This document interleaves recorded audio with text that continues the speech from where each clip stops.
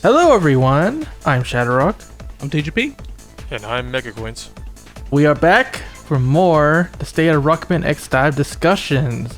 Today we're going to be covering the DiVE Festival and the new Classic Banner and the Black Assassin event and all the things in between. Basically catching up on the last couple weeks. Alright, let's begin with the Steam Chameleon event. Obviously it features the Chameleon himself. It was pretty simple. It's just a boss fight, the same one that's in challenge mode now. You got memories for beating all difficulties every day. You got an event shop going on where you could buy more memories, and yeah, you got coupons for doing the event. It was pretty simple, but I liked it actually. What do you guys think? It was fun, I think. Yeah. Simple, neat, nice little filler events. It's definitely more chill than the Storm Eagle event before that. And there was no leaderboard to worry about, so that's always nice. Absolutely not. Great. And definitely allowed us to get our Steam Chameleon ship powered up. Mine's at level 4 now. I found it kind of weird that they did that, and then not even that long after, they just added him as a boss in the challenge mode. I was like, oh, okay, I guess. Yes, to this day we have not seen Storm Eagle return since the event, so it is interesting. Storm Eagle, why? I know, right? But yeah, it was a very nice way of farming a lot. I guess because Steam Chameleon is that chip that you should be using. Good. Yep. And they wanted to give people an opportunity to get it. The thing was, you do once per difficulty, and you get one chip per event, per difficulty, daily. And how long was this event? It was a week until the major update. So it was just filler until then. Yeah, so 7 days. So that's what, 24 memories, 28 memories. Not counting any you might have gotten from random drops. Yeah, right. Yeah. You can get from random drops too. Yep. So that was nice as well. Yeah, if you never had it at that point, that was your time to get it. Really good chip. So you should be using it. It's pretty gosh darn good. Assuming the lag's in your favor and it activates properly. Because that man, that's a thing that could affect it. Overall, I really did like this event. I just liked how it was just a simple boss fight. You can knock it out really quickly, go about your day. But the next event we'll talk about towards the end of this discussion, they'd actually still improve on that. So this is only just the beginning, I think, of Capcom Taiwan starting to implement the feedback they got on the event so far. Any last thoughts on it though? It's funny how they chose Steam Chameleon for this, considering, well, first off, he was the next boss for story mode, and also because ranking up the actual Steam Chameleon chip doesn't really do much. No. Yeah, it doesn't really upgrade it at all. There's no attack damage to buff up like the other ones, or in the case of the X2 intro stage, increasing your defense for a more high percentage. Yep. That's it. You would think maybe they should have had this event earlier on, just because they released them right after anyway. So that's pretty funny. Yeah. At that point, you're just upgrading it for the power. Purely for your power. Yeah. Level. Just for your power. All right. So the next part of the DiVE Festival, there's a couple of small events going on, like this arena tournament one, where of course you just play ranked or practice and you get some memories for stuff, including specifically for ranked in practice, you will actually get memories for none other than the triangular saber, the ZX saber. And we all know that that's the sword you want to use for the dash slash tactic, so darn it, Capcom. They really want you to spin. They really want you to. Spin the win, baby. And we will talk more about that in a bit. But first, we also got the banner that was going on during the DiVE Festival. A limited character, believe it or not. It was Ultimate Armor X. He's finally here. Was finally here. He's long gone. Yeah, he's gone now, but he was here for a week. It's the ultimate bait. He was? He truly was. It was kind of funny, but and seeing him now, I don't think he's a necessity, but he's really nice to have. Yeah, I don't think he's as broken as we thought he was going to be. He still hits Especially hard, but yeah, he's good, but he's not first Armor X good.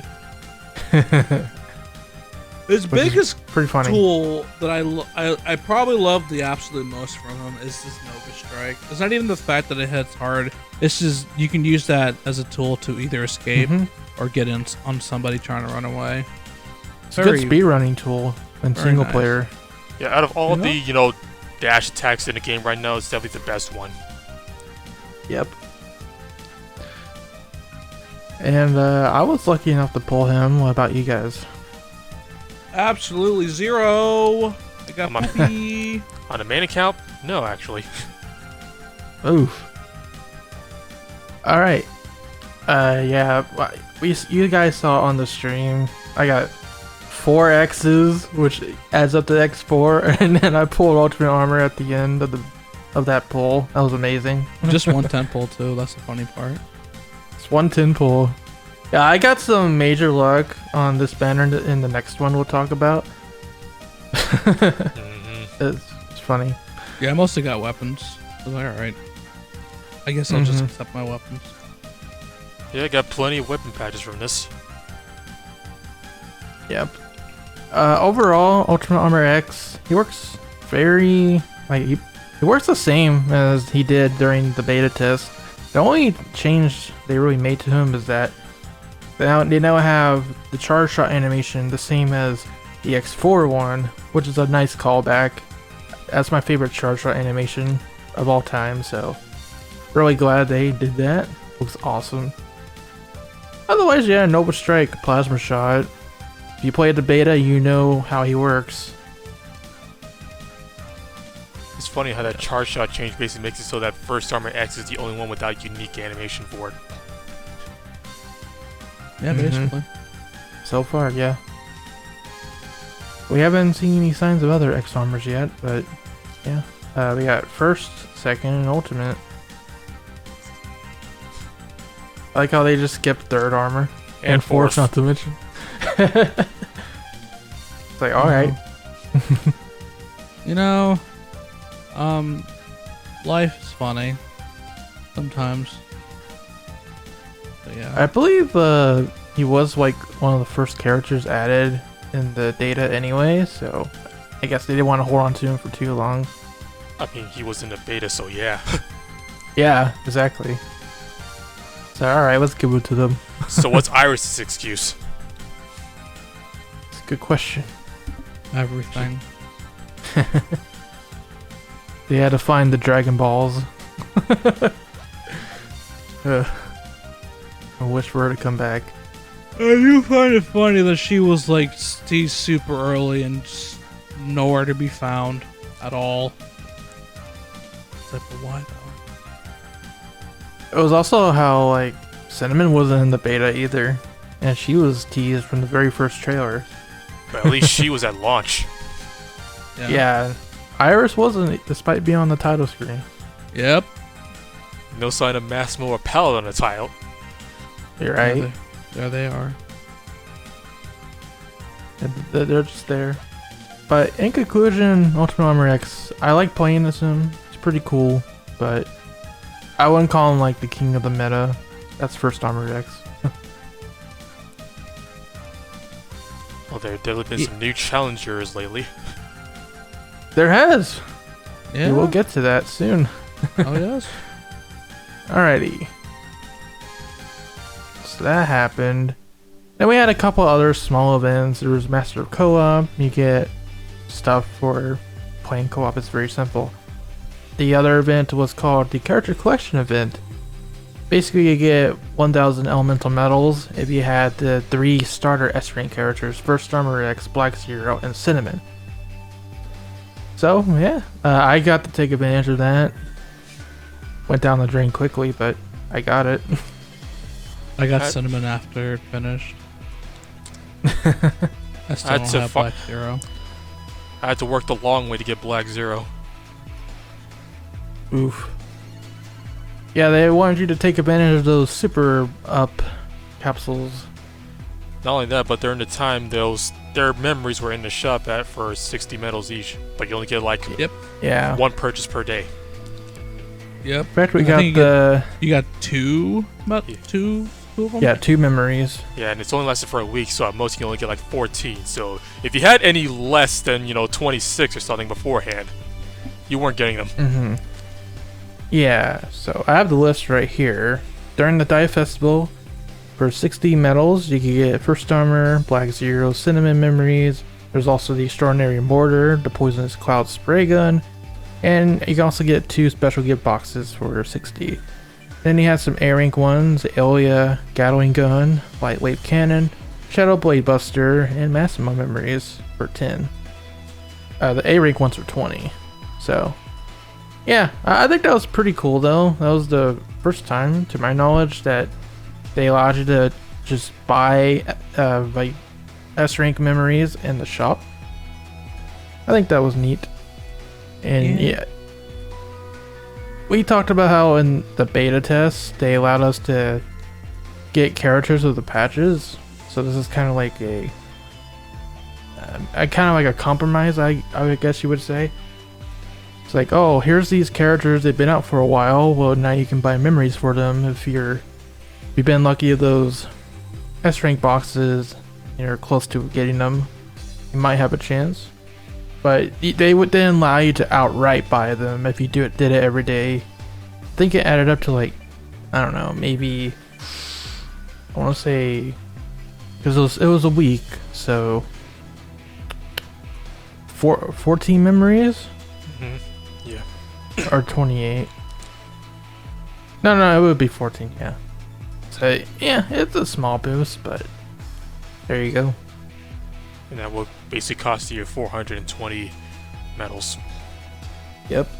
Listen, we need those memories. Yeah, S is by far the most expensive, so getting that for 60 medals is not a bad trade. Okay. And then that was pretty much the Dive Festival though. There's a couple other small things, but overall I think it was a nice celebration. I think they were celebrating 1 month of the game at that point. We got Ultimate Armor X finally. We got all that cool stuff going on for people to sort of up their game in the meantime before the major update dropped. What do you guys think? It was nice to have double the chance at S ranks, even if it wasn't for the focus character that some of us got. That's right. They also had twice the chance of getting other S ranks. Oh yes. Or at least it was a nice way to load up on patches. Yeah. So are the super up capsules, to be fair. Yeah, but they still don't have the new S rank rates. No. And that's a great segue to the major update. So yeah, we got a lot of new content on May 14th. Got a new stage, which it's not completely new, but it's the Area Forest, the Area A stage for Mega Man ZX, which we already played in co-op, but now it's a proper story mode stage. And then, speaking of co-op, we got the Gallery as a new co-op stage for both level 60 and level 65. And then so many different quality of life improvements. They added a button so you can send energy to your friends with just one touch. I love that. Yeah, it's pretty good. Yeah. They made some other adjustments, like they added iframes. Hey, iframes. It's not in PvP, but it's in the other modes. I'm gonna be 100% like that. honest with you. I don't feel them. They're At very all. brief. I agree with you on that.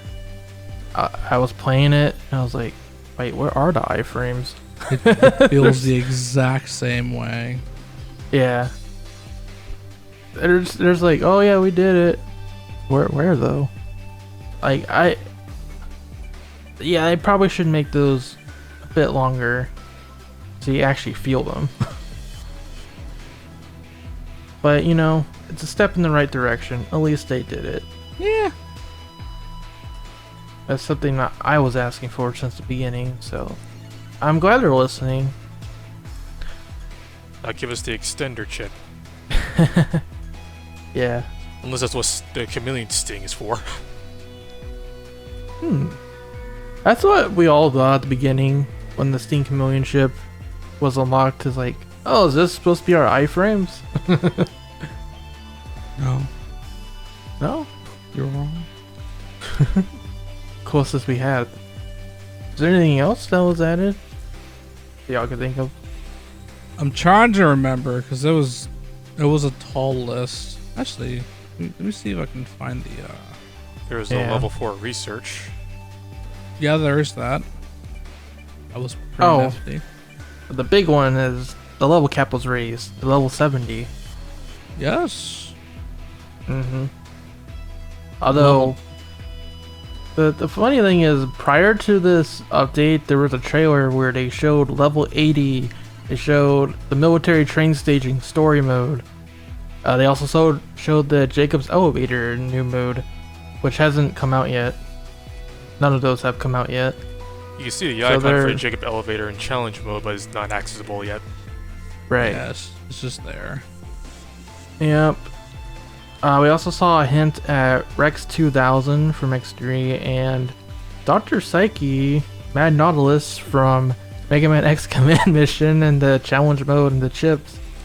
But we can't actually fight them yet. You can't even look at them. They're just there. You look at their chips though. Like Yeah. Mad Nautilus lowers the opponent's attack. That might be really good for sprayers. Yes. It's going to be amazing for sprayers. You're going to hate sprayers even more. Yep. We also have Boomer Kawanger in the chips, who's not in challenge mode. Yep. Okay, Boomer. Yep. He's going to be a general use chip that shoots a boomerang. Pretty neato. Yeah. Seems like we may see Boomer Quanger sooner than we think. Maybe after the current events are over. Could really be another event boss like Storm Eagle was. Yeah. So that's probably when we're gonna get his chip. It's going to make me It's- sad. Pretty much just Boomerang Cutter from X1 though. Yeah, basically. It'll probably be good. Also, the Probably. description Yeah. is more like the Shadow Busters boomerangs. That's Oh, the that's same right. idea. Yeah. Combine that with the Shadow Buster. Boomerangs everywhere. Or Airman. The Airman Buster, because it does the same thing. Except you move super fast with it. It's great. Wonderful. We had that very brief Dr. Light's Lab event. It was, Yes, we did. That was a very interesting event. I actually liked it a lot. Interesting, Yeah, especially the fact that it was ranked. Like, it was a very strange way of ranking it, but I actually liked it a lot. Yeah, it was a speed run, but the catch is, in order you had to get all the best results by creating the best formulas, or rather finding the best formulas. So it's kind of like unlocking a safe. You had Yeah. the different color program segments, and you had to put in a certain amount for each color to find out the best results. And that Yeah, it wasn't- resulted. Was that? It wasn't very well explained either. Because Yeah, it wasn't. some people were confused, myself included, where we thought, oh, you had to get each of the different combinations. And no, it's just, if you happen to find the cheapest formula, just use that, unlock the best stuff, and then you're in. You're rank. Because the way the rank works, everybody starts at number 1. Everybody's number 1. And the timer goes up. So, as the days go by, time goes up, your rank stays at 1. The moment you finish, you are placed in that rank, and everyone else is moved to rank 2, and so on and so forth. Yup. So you could buy 30 of them in the shop, like at a very discounted price. Then it was discounted a little bit less, and then it was the full price. And then you had a chance to get 70 in story mode. Luckily, it wasn't one of those random drops. You just get it per each story completed. That was nice. And then yeah, I think this. I mean, I wouldn't know how you would fix this, but basically, whichever cube you get was random, and if RNG wasn't in your favor, you had to wait a whole day to be able to do anything. Or you had to smartly do some item management, because in the shop you could exchange, like, say 3 reds for a green and so on. So yeah, but it was up to RNG. I got screwed myself. I was like really close on the first day, but I had to wait until the second day, and by the time I was able to do it, I wasn't able to get the top 100. So yeah, if you were in like the later servers, you had more of a chance to be top 100. Yeah, the X server is just populated. Yeah, but even then, the prize pool was very tiny. There were good rewards though. You got first timer X memories. You got the rewards were better than actually rank. I'll be honest. Yeah, it was just what, 500 medals. 500 for top 100, then 300, and then 200, 100, and then like I guess. Like the memories are way better in my opinion. They are. It's nice. Yeah, it was interesting though because it resulted in a massive collaboration among like the Mega Man communities. Like people were sharing codes everywhere, even ourselves. We had someone in our Discord server make a spreadsheet to document all the best codes. That was very helpful. Not a single person found an armor part code. It's crazy. Oh yeah, there's some like basic rewards as well. The armor parts, Zenny, chips, that stuff. Yeah, it was like non-existent. It was nice. But you know, that also got some mischievous people in the in-game X DiVE chat trolling people with fake codes. Listen, if you were one of those people who fell for the oh hey, use this code to get Ultimate Armor X memories, you deserve to lose those cubes. They really did that, Ultimate Armor X? Yes, there was like people were there. Oh, there's codes for Ultimate Armor X memories, baby. Put this code in, and they were always high. They were always high numbers. It was like, really? Yeah. You fell for this? Okay, now that's funny. That's right, folks. Classic Mega Man is unlockable in Command Mission. Oh yeah, there were so many trolls. It's not even funny. And then like, it didn't even matter because like, a few days later, the devs were like, "Oh, here are the best codes. Have fun." Yeah. You know? It's like once the top 300 or so was filled up, they're like, okay, here's the codes. Go ahead. Yeah. Interesting. They were found pretty early on. So that was cool. I liked that. Overall, it was a very interesting event. I liked it. I think the prize pool would need to be somewhat bigger. Not terribly big, but like 500 doesn't do anything. It really doesn't. Yep. That's nothing. Especially since even if you find the codes right away, like RNG can just completely mess you up, and then you're just like, well, I guess I won't be getting top 100. No. Just because I wasn't dropped the specific code, the specific cubes that I needed. Blue cubes were the hardest ones to come by for me. For me, it was red. Red and yellow. I don't know. It was very strange for me. Like, my hilarious thing, though, is I literally was right on track, but because of the fact that one of the codes for the mortar was 6969, and I was complete, like, because I did that once, I couldn't get top 100 because I was literally off by those 3. Yeah, that you know, thinking about now, that screwed me too, because I also did the 6969. I mean, I had to. It was The memes, Jack. funny. The memes. The memes, Jack. And considering they released Layer that week too, it's very fitting. Yeah. Oof. Speaking of, it's a good segue into the Layer banner itself. Yeah. Focus was Layer, of course, and the Scarlet Tyrant, which is that Gatling gun that's based on Ragnarok, the final wild form from Mega Man 04. What a reference. That's a funny reference. Not gonna lie to you. Yeah. Haven't seen any Zero characters yet, though. Yeah, that was the most bait banner of all time. It was like the featured character was an A rank in the permanent pool, mind you. So yeah, this is like another filler, honestly. It's like, oh, here's Layer, because we were all waiting for the classic characters. And then I'll be honest with you, the Gatling. I mean, Gatlings in general are not the greatest, unfortunately. There's only like 3 of them, though. I pulled the weapon myself because this is the other banner I got amazing luck on. Yeah. It's okay. It's not gonna shake the world or anything. Nah.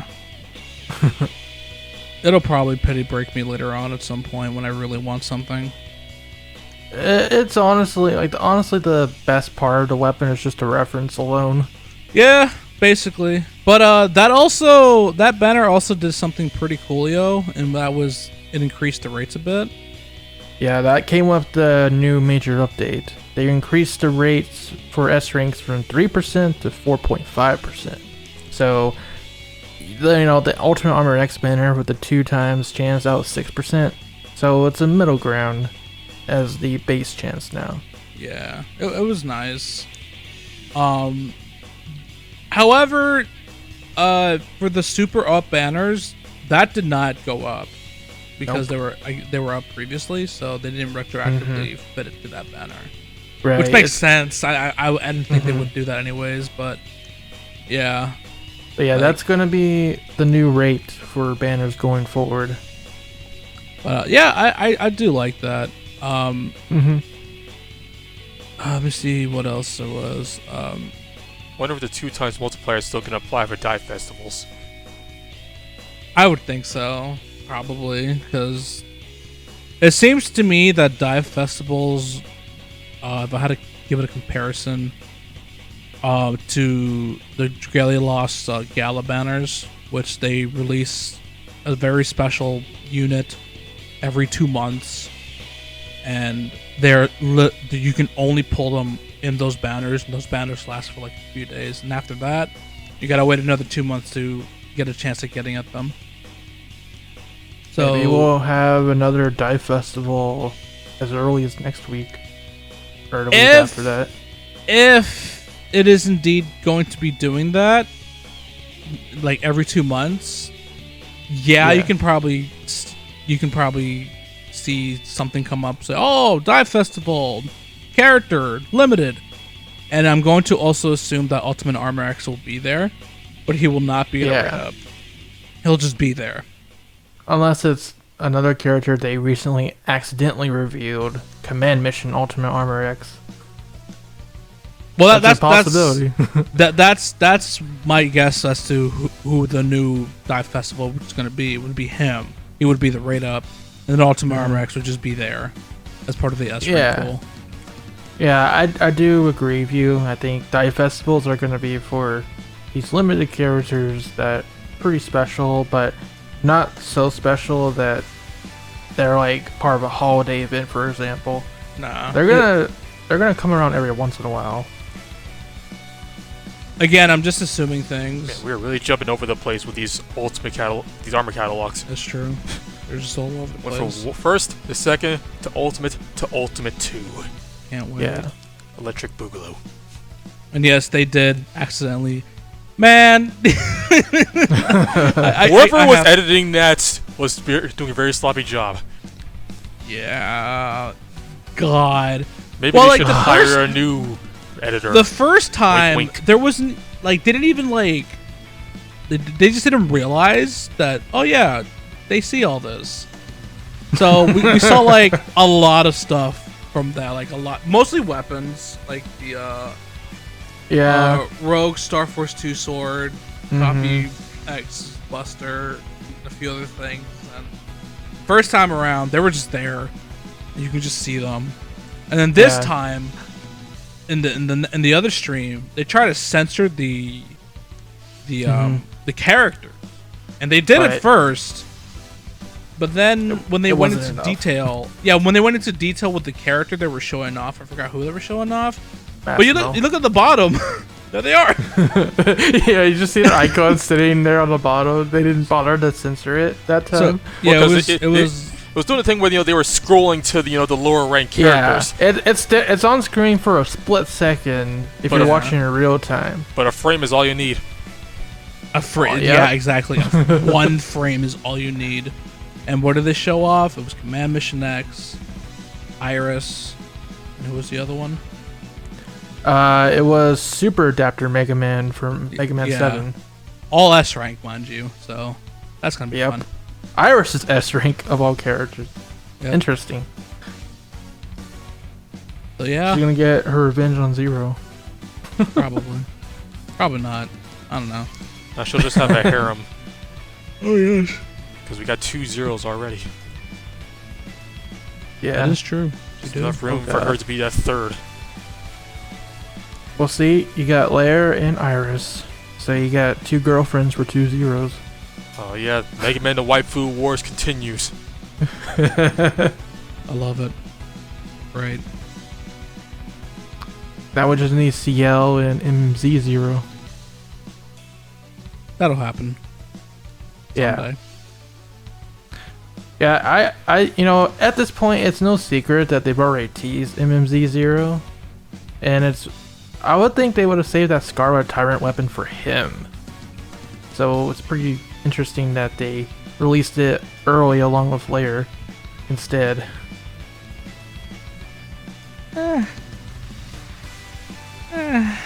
Maybe the Copy X Buster will be for him though. Maybe, that's possible. Yeah. Thinking about it, I just realized the Airman Buster is like the first new weapon we've gotten in the game when it wasn't already, visible before. Oh yeah, I think so. I don't know. Yeah, that was fantastic. Then of course, did we talk about the research level 4? I mentioned it. We mentioned it, but we didn't go into detail. Yeah, so after after you get your research 3, and I think you have to be level 62, like level 60, I mean, and you'll have access to the Crimson Scythe, I believe it's called. Two of the purple juices, and a purple box for those materials. And of course, those materials, you have to get them from the hard mode Sky State. And then they also have level 70 stuff, which is the beam machine gun, and then the 2 yellow juices, which you need for the S rank stuff and the high rank stuff. And then I think that was it actually. It was just those 3. Yeah. Level 70. Yeah, that's the first time we could research S rank memories though. Yeah. Of course, the big downside is that they take a long time. Yeah, Even with my half time, it takes like 6 hours. yeah. So 12 hours if you're a freemium user. Feel bad for your son. Oof. And I believe it goes. You get 10, and then 5, and then just 1 after that. It's 10, 3, then 1. Oh, even worse. Oh. Yep. Oh. As for a melee weapon, then overall it's kind of average. Yeah. I think its whole gimmick is to like steal life and energy. Well, Yes. still another S rank weapon I was able to unlock thanks to the lab. Yeah. Yeah, that is true. That's nice. Got that wonderful thing going. So by the time the level 4 came out, I already had like 22 memories or something of that weapon, so I just got the rest. Or actually it was 28, so it's really close. Same with the BioBuster. I also had about 28 and when it came out for the monthly reward this month. Yeah, that is See- the thing that we also got as well. Yeah, you outright get that weapon if you... Even if you didn't get any from the boxes before. Otherwise, you just get 20. I like Yeah, that's honestly the highlight of that monthly, though. You also got Stink Chameleon too. Yeah, Yeah, Which the thing we got you're- plenty you're- of already. exactly, because of that event and the challenge mode and the now Area A. That's it's pretty much the major update, though. There are also some buffs. Characters got some buffs actually, animation improvements. Yeah, they did. They got mid-air attack animations for Black Zero, Marno. Basically, characters that have an aerial attack, aerial dash. Axel got one too. Like his spin, like his Bullet Barrage has a new animation in the air as well. Yeah. Oh, nice. I want to see if I can see the list because it was quite a big list. Also had things like Maximo's Whirlwind is now a little faster. Yeah. Yeah, Massimo got a buff. Second Armor X got probably the biggest buff. Now its Charge Shot can go through walls. Can also shoot faster as well. Yeah. Like so originally he's there was a definitely- big delay between the first and second charge shot. Now you can rapid fire him like you could normally next to. Second Armor is decent now. The walls will not save you. No. Not from that guy. I believe you were saying, like, Second Armor X is the sprayer main now. Pretty much. Yeah. Haven't used him that much because I've already got my 100 matches with him. Okay, I found the list of everything that was added. So I'll start from the top. Ferrum, her Blood Snake, and Crimson Shadow added an air attack animation, and her Blood Snake also has a boosted attack speed. For Second Armor X, his double charge shot was shortened time between shots, and the hit detection for each area is much long, but like bigger, and of course can go through walls now. So, ugh. Yep. Black Zero seems to have gotten the most, it seems here. Raikkosen's got a boosted attack speed. It's got a shortened attack animation, or shortened the animation after attacking. Yeah, because he no longer has to put the sword away after using it. Yeah. I noticed they reduced the end lag on a lot of those type of attacks. Yeah. And then Especially he also for got Massimo. the added in air attack animation. And the appearance animation time shortened, of course. Marino only got one thing, and it's Blink. Boosted attack speed and added an air attack animation. Which I'm hearing from people that it's actually not really a buff. It's more like a why. Alia's Melt Creeper. It's got an attack tempo modification, appearance animation time shortened, and then Green Spinner added 360 degrees shooting animation. That's cool. Axel, he's got the strafing barrage, boosted attack speed, and added an air attack animation. Tactical roll got boosted attack speed, and strafing barrage got shortened attack animation. Massimo's whirlwind, boosted attack speed. Berserk charge also got boosted attack speed, and the animation appearance time shortened. And then Palette, all she got was appearance animation time shortened. Yeah. Just tying it up a little bit overall. Yep. The second armor X buff is definitely significant though. Yeah. Before, he was pretty disappointing to me, but just the fact he can shoot through walls now, that's pretty good. Yep. And the bigger hitbox too. Because man, that hitbox was horrendous. I wouldn't know because I haven't pulled them, but I'll take your word for it. Yeah. Quint too. Quint knows for sure. Yeah. I'm probably one who used the most out of all of us.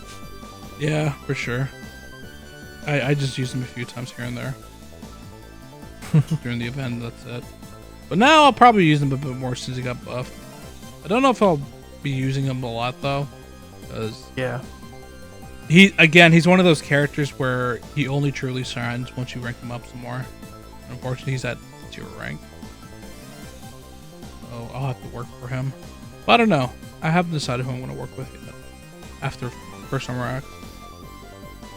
See, there's some other small patch notes. They made it so you can assign buttons to the D-pad directional keys now. That's pretty cool. More support for gamepads. I haven't either.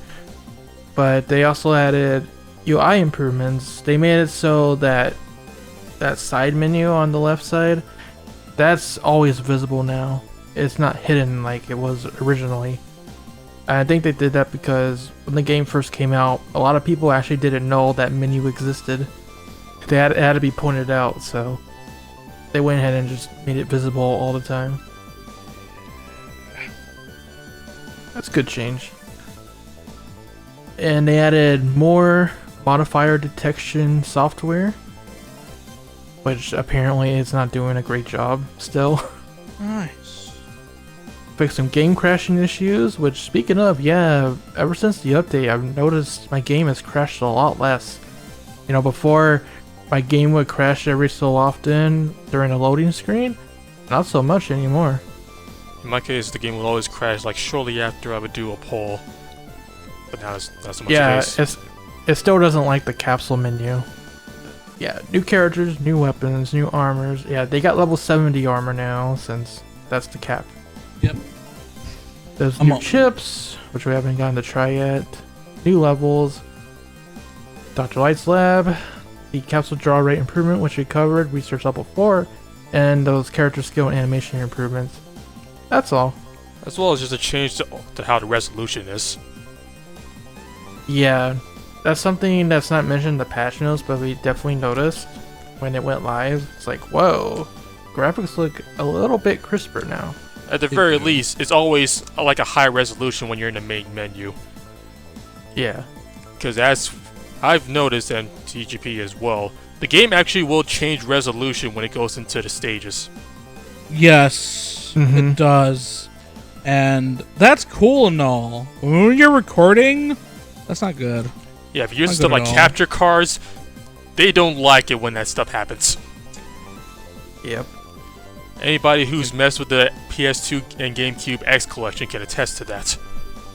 Yeah, I can say it right here. My capture card, in most circumstances, refuses to record the menu for the X collection on the GameCube. There's 2 collections now. Also, the new arena's here. Same rewards. Wow! Yeah, it did. So, let's actually talk about the new co-op stage. Yes. So I know we have some things to say about it. First up is 5-2, 5-1. Let's start with that one for Gallery. What are your thoughts, TGP?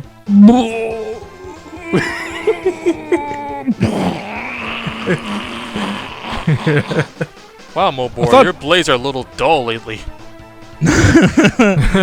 So that sums it up. it's I thought Train was bad. I was wrong. Very wrong. Train is a cakewalk in comparison to 5-1.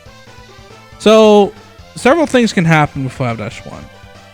The first and worst thing that can happen is if you go too fast, you can get it so that he just won't break the blocks in front of him, and he'll just stay stuck up top.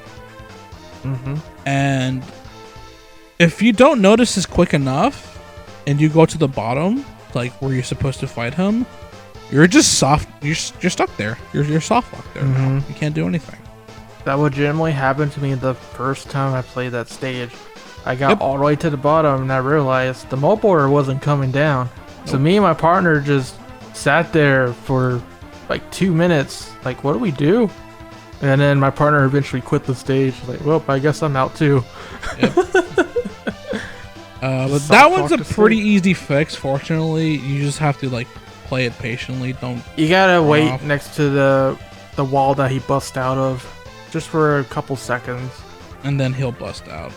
But if you skip it, if you don't go near the wall, it's not gonna trigger him, which was the problem. Yeah. But then he has the other problem where he tends to lag quite a bit. So you think you're far away, but then you die immediately, and you're like, why? Why did I die? Yeah. I haven't seen it recently, but in the early days when that came out, he would just teleport from one side of the arena to the other. He'd just die. Well, I can't do anything about that other than cling to the walls and pray. Yep.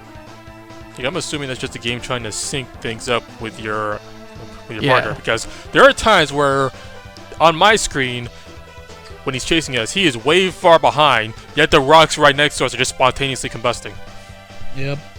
There's definitely some sync issues. I've encountered a couple instances where when you're fighting the mole borer at the bottom, it would be completely invincible to my attacks, but my partner could kill it.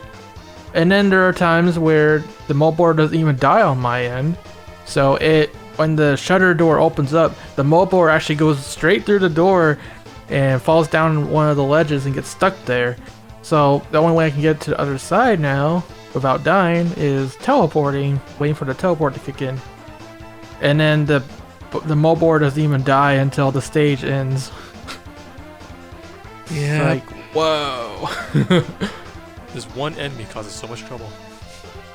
Yeah, it does. But then 5-2 is probably the most straightforward map ever. At least since 3. Yeah, like it doesn't really crash. Like I've never had it crash on me ever, and I just did it straight out. The minecart is pretty funny, but that's it. It's very simple. Like it's very straightforward. There's no crashing of any sort. I think somebody did bring up an issue where like the boss of the stage just doesn't load, and you're just kind of stuck in the room. But that doesn't happen too often, as far as I'm aware. I haven't encountered that. I did have one where he kind of like for some reason, like he just didn't do anything. I guess he loaded in, but he didn't like properly load in, so he was just stuck there for a while. So we just did free hits, and then eventually he started doing his thing. It was pretty funny. I guess we should mention the bosses. Good old Mayo the Giant. Yep. The very first boss that you fight is the boss for this gallery, which is kind of funny, actually. Yeah. Overall, it was just a rehash of things we've seen before. This update in general, there's not much new content in terms of like bosses and stages. We see hints of bosses coming, but we can't access them yet. Basically. But Yeah, I remember the first person to unlock the stage 5-2 when they reached level 65. They were in the X DiVE chat like, "Oh my god, this stage is so broken, yada yada yada." Wait, what? Which was weird because I was the complete opposite. I was like, Oh my god! It's so good. Yeah, I don't know what they were talking about because when I played it, it was fine. It was beautiful. I was like, oh my god, this is like the most. You could say that about experience. 5-1, but 2 is okay. Yeah, 5-1 is just funky. But honestly, it's a set of funk that can be avoided if you're patient. Like you have to be careful. But yeah, otherwise it's just weird. But yeah, 5-2, I was like so happy. You can't completely ignore the funk because you know the last 2 bugs I mentioned that can still happen regardless. Yep. Great. Love it. This makes you think, did they actually like test their co-op state? Answers now. No, they Probably don't. not. So that's what it feels like playing like the military training stages in 5-1. Yeah. Like the train was just like things just happen and you're like, all right. And you can either have a good time or a bad time depending on what they felt. Yep. Then again, there's a question of, you know, has this update affected those stages at all? That's a good question. 'Cause I believe in the most recent update they mentioned they did something to the co-op stages, but did y'all notice anything? Nope. Nah. Well, there you go. Then again, I've only been doing 5-2, so no, I haven't played the others. Yeah. And then there's story mode with Area A from ZX1. Yep. It's, you know, it's like a extended version of the co-op stage. They actually brought back Goliath for some reason as the mini boss this time. They had another cutscene where they mentioned Via again, the name of the Blue Zero. Blero. The Blue. OC man. And the Steam Chameleon mentioned something about a master, which is, yeah, kind of obvious. Oh yeah. Yeah, Rise of the Shadows confirmed the master is the mastermind. What a concept. Crazy. Yeah, Steam Chameleon was the boss. Yeah, it's straightforward for the most part. There's some more dialogue with Rico. Apparently she was very quiet this time, and she says it's because she wants the player to focus. She's just covering herself. It's Basically. like, well, we don't got any ideas for things for Rico to say, so there. And then we get to play Chapter 5 on hard, where we get to fight Goliath again! Again! Yep. And it was very awkward. And then I think I had it one time where music didn't load actually, so it was a very quiet fight. I was like, alright. Yeah, they played... It just plays the, you know, the They played prelude music. Yeah, they played the prelude fight music. It's like, this feels wrong. Yeah, there's no actual boss fight for the boss music for the Goliath fight in Chapter 7. Because when that music was playing, I'm like, okay, maybe this is another moment where you have to throw the fight, like back in the Sky stage. Nope, you just have to fight him normally. Yep. He's weird. just there. Literally just there. Like, I always thought it was strange how Goliath is the only one that has its own specific boss music, because everyone else has the standard Maverick Hunter X, you know, Maverick fights, but he gets the Fortress boss one. Because it's vile. But now he just doesn't have it anymore. Nope. And then I believe that's about it for the big update. Yeah. We'll say that Yeah. Chapter 7 has like 2 of the scummiest locations for hidden elements I've ever seen so far. I Yeah, haven't gone through it, but I do know some are pretty. Why would you do this to me? Yeah, one of them's hidden in a stump. The other is hidden behind some of the leaves in the foreground. Yep. Oof. Oh, just like one of Vio's upgrades in Maverick Hunter X. Oh wait, there's actually another one in Chapter 5 on Hard. It's in the mid-boss stage where you fight the two B-bladers. It is slightly obscured off-screen in a pit. Oh yeah. Yeah. Oh, speaking of, they finally used that one room where it's a secret room you find. You go in there and you fight an enemy mob. They finally used that for a hidden element. So that's nice. But yeah, getting back to Area Forest, the stage looks pretty nice actually. I like the backgrounds, the whole vibe it's giving off. I like the design of it. Missed the music. I missed the music, yeah. They still playing that Woodman remix rather than Greengrass Gradation. And they pointed it out too. Yep, they do. It's like, the music's different, breaking the fourth wall. Of course. That would also imply that they can hear the music too. They can hear the music. I mean, they already know they're in a video game, so I guess. It's like you're just walking in the forest and you just hear some weird music. I'm like, It's like, what is this? boom, Why am I hearing this? It's great. This story just gets weirder and weirder. And there's so little of it too. I know. Yeah. They don't have to say much. It just happens. I'm like, alright. I mean, it's just a couple of clips there. Alright, cool. Moving on. They don't have to say much because they really don't say much. I mean, Mega Man has never been, at least 2D Mega Man's never been high on story content, but it would be nice for this event, the classic events. Yeah, because most of these mobile games do, have a lot of visual novel segments where just characters talking. Especially these all-star type of games, where the main draw is, the characters interacting. Exactly. I'm kind of surprised they're not capitalizing on this because classic Mega Man and X meeting is one of the holy grails of Mega Man crossovers. How would they react to each other? That's something like everybody wants to know. You know what? That doesn't matter because adventure! Adventure!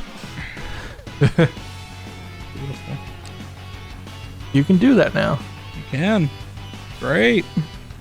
I don't know why. But yeah, you can. Wonderful.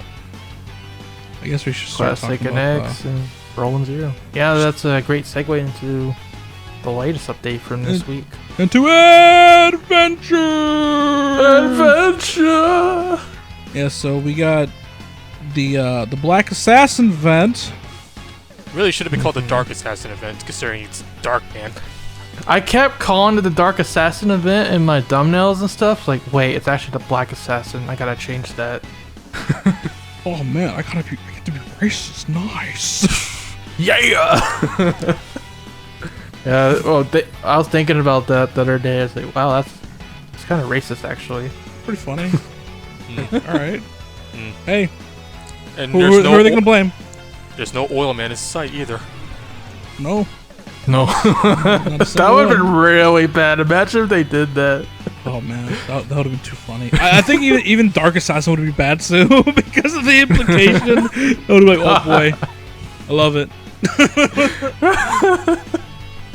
But that came, and we also got what appears to be 2-part banner type thing.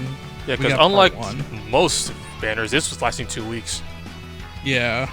Mm-hmm. So this banner we got Proto Man as an S rank, the Airman Buster as an S rank Buster, and then Roll as an A rank character.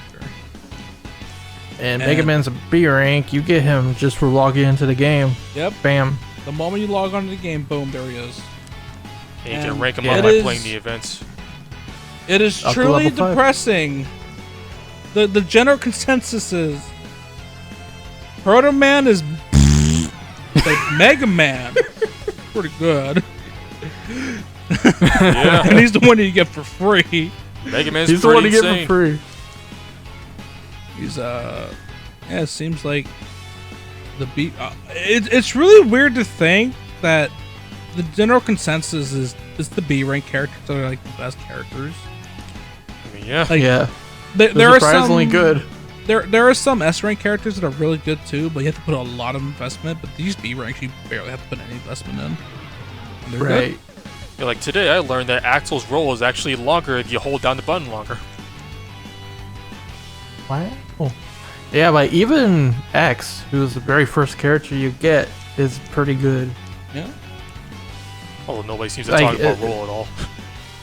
It's great for premium players. Not great news for Capcom Taiwan though, because they need those whales. They do. And right now, like, they're in that position where why would you want to spend money into this game when the best things are free? Yeah. Like, I'm just pulling for patches to rank up my free stuff. That's about it. And that won't be like, it won't happen too much. And Honestly honestly, enough. most of the B rank, actually all the B rank characters' memories you can just earn for free in game. Yeah. Yes. Because X, You get a lot of Palette, and them. Massimo you can get from research, and Axel you get daily from PvP rewards. Yep. And you get a bunch from boxes too. Which, by the way, they brought back the 100 elemental metal, like character and weapon packs. Those are pretty good value. You also can buy 2 special gift boxes for 120 medals, apparently. That, Not as I don't worth know. it, really. yeah, Yeah. just there. Yes. And then they also brought back the 350 weekly ones, which you get things like a bunch of the skill points. Actually, I have the game open right here. You either get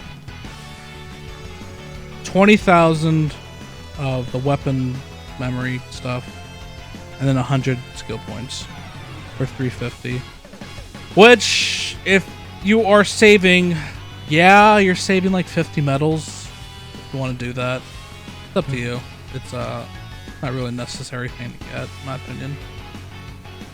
Yep. And it is weekly, so you can do it once a week, which I'm assuming is for this 2 weeks. But, Yeah, if you're getting new Yeah. characters, gonna need some skill points if you want to rank up their skills. yeah, because those you don't get too easily, I don't believe. Yeah, you only get like 2 most daily. Crazy. I still have 100 over here. That's because I don't use them much.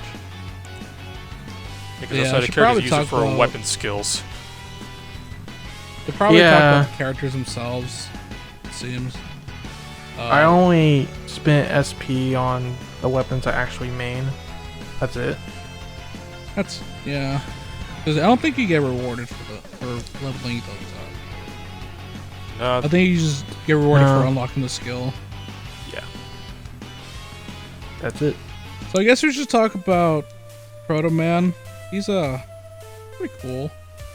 I think Gwent, you're the only one who has him. Mm-hmm. Yeah.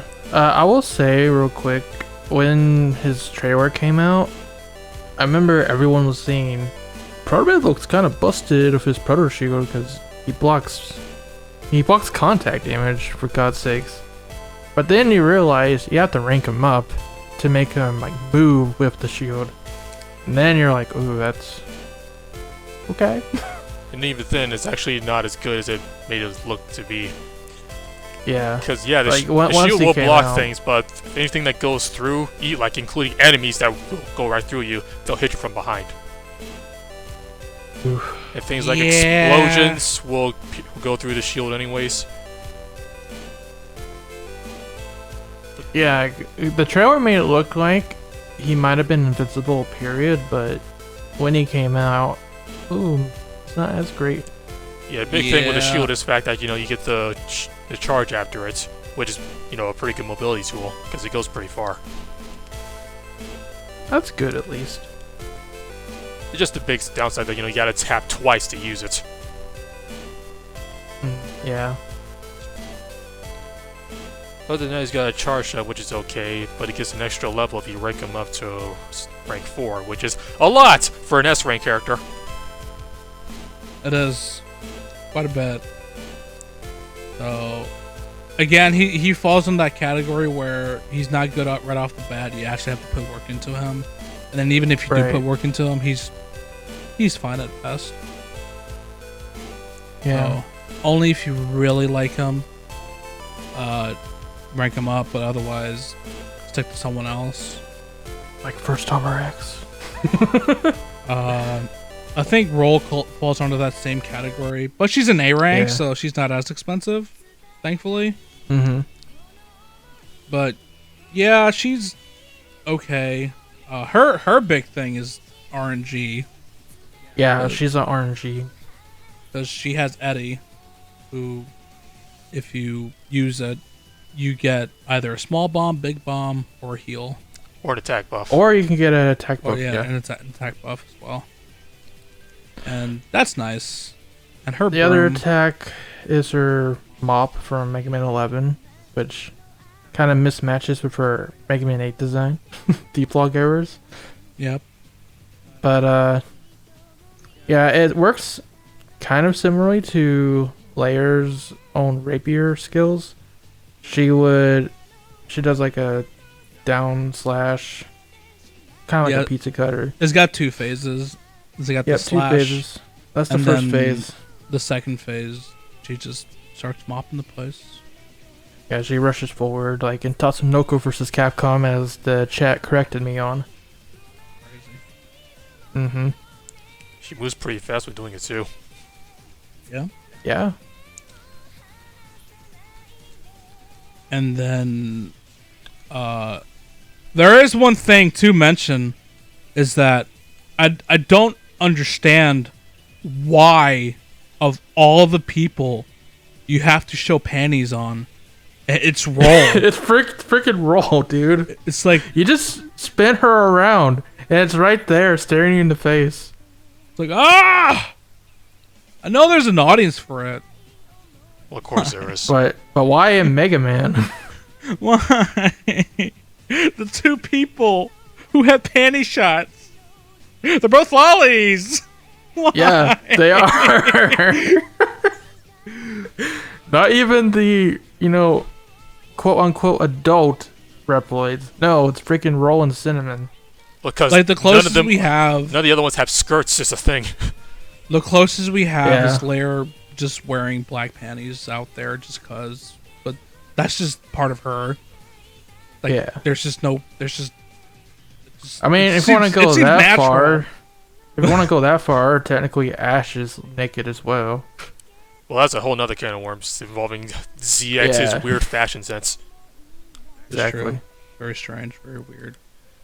Mm-hmm. It's like they know, and the worst part is, in her animation, she winks at you. She knows. She knows. She 100% knows. And all I can do is just visibly sweat. I'm like, wow. Rebel Force, open up! And that's when Colonel busts in. The X sweating emoji. Yeah. There you go. That's just like, oh god.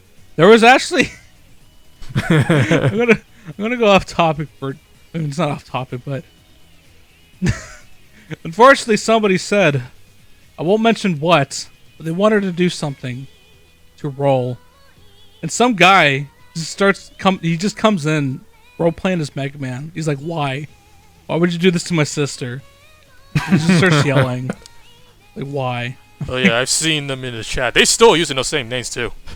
Yeah, they are. That's hilarious. The role playing in this game is quite serious, actually.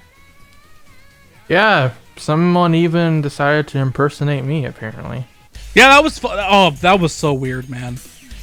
Yeah, tell me about that. I actually don't Okay, know what happened. So this is like while I was editing, I had the game like on the side, and as I checked, like, because I was just checking some stuff, and then I see the chat, and I see ShadowRock. I'm like, he doesn't like. I don't think he's the type of guy to just talk to people like that unless he's streaming.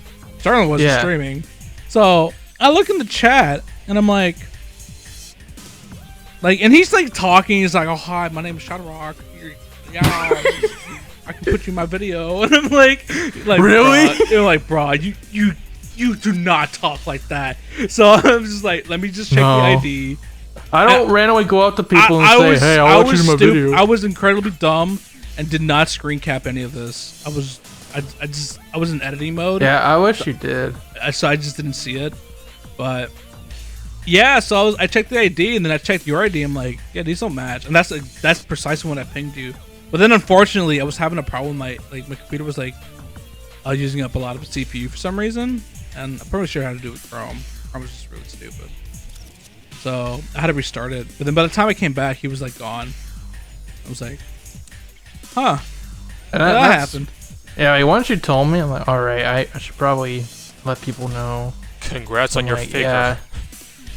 Yeah. If I'm not streaming and you see me talking in the game, more than likely that's not me. I don't really talk in that game. It also truly tells you how often people actually check profiles. They just don't. Yeah. Like, to this very day on Discord, people still don't know exactly who I am. And that's because I have a strange name. And that's fine, but, like, all you gotta do is just right-click, check profile, and you can see exactly who I am. And nobody does that. Nobody checks profiles. They just assume. Also, I just found out you can say porn in this game. It doesn't censor. Kind of weird. Well, that's not a swear. Oh, that's a very basic profanity filter. Must be. But yeah, that was funny. Like, I'll even put my ID on screen. I'll even tell you verbally too. It's 5AAG8295. If you see a ShadowRock talking in there and it's not that ID, it's not me. It's just guy. Just a guy.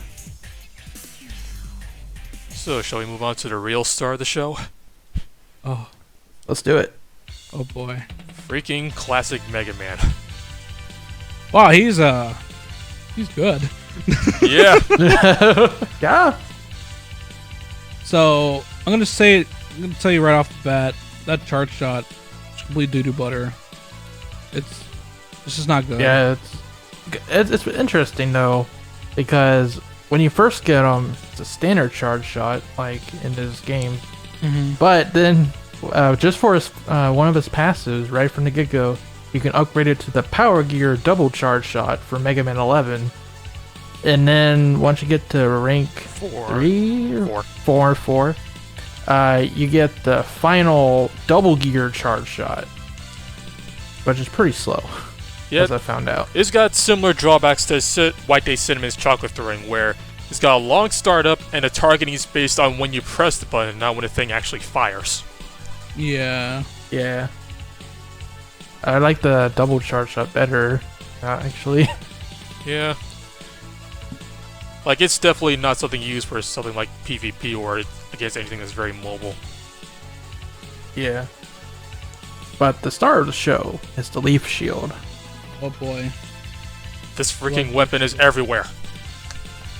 Yeah, so Leaf Shield is precisely what you think it does. It's just a shield, and if you are next to a person, they take damage per hit, per swing, I guess.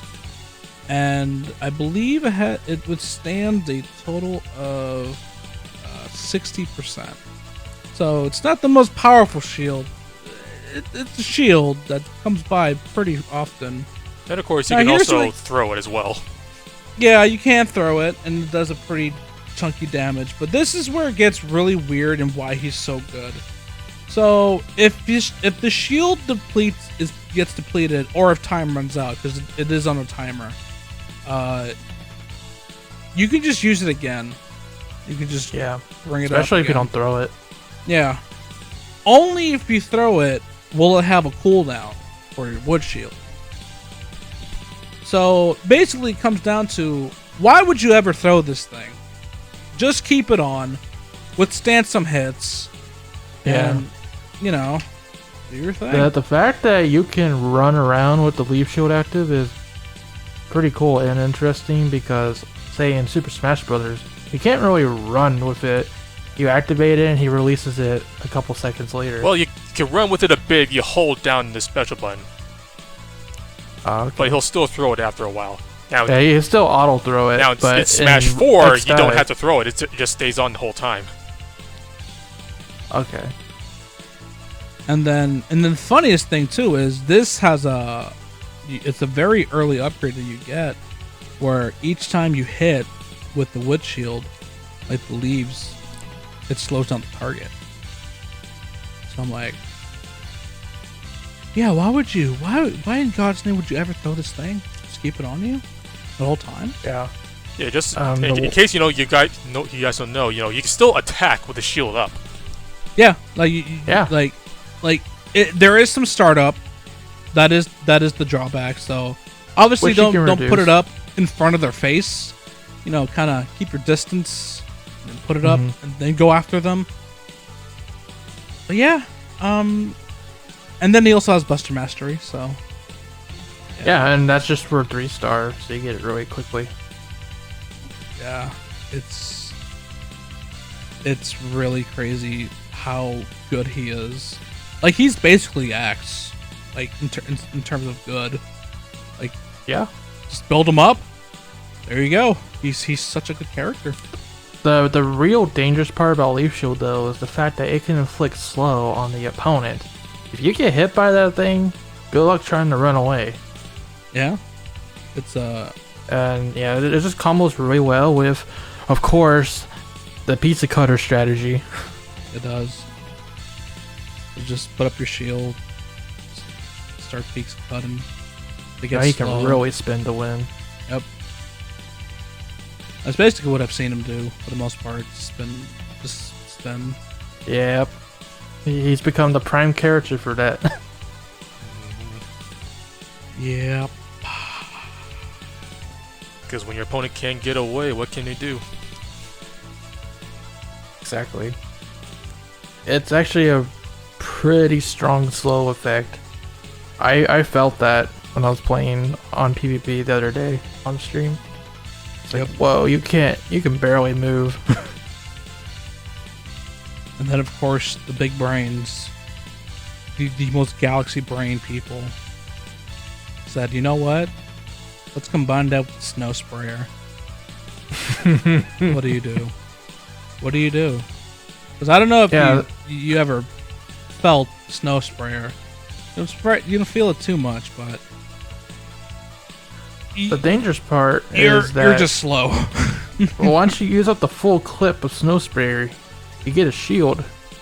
And people found it's a pretty good shield. Yeah, that's ranked 4. I believe in terms of numbers, it is the most powerful shield. Yeah. Yeah, it's 180. No, 130 something %. And that's strong. Yeah.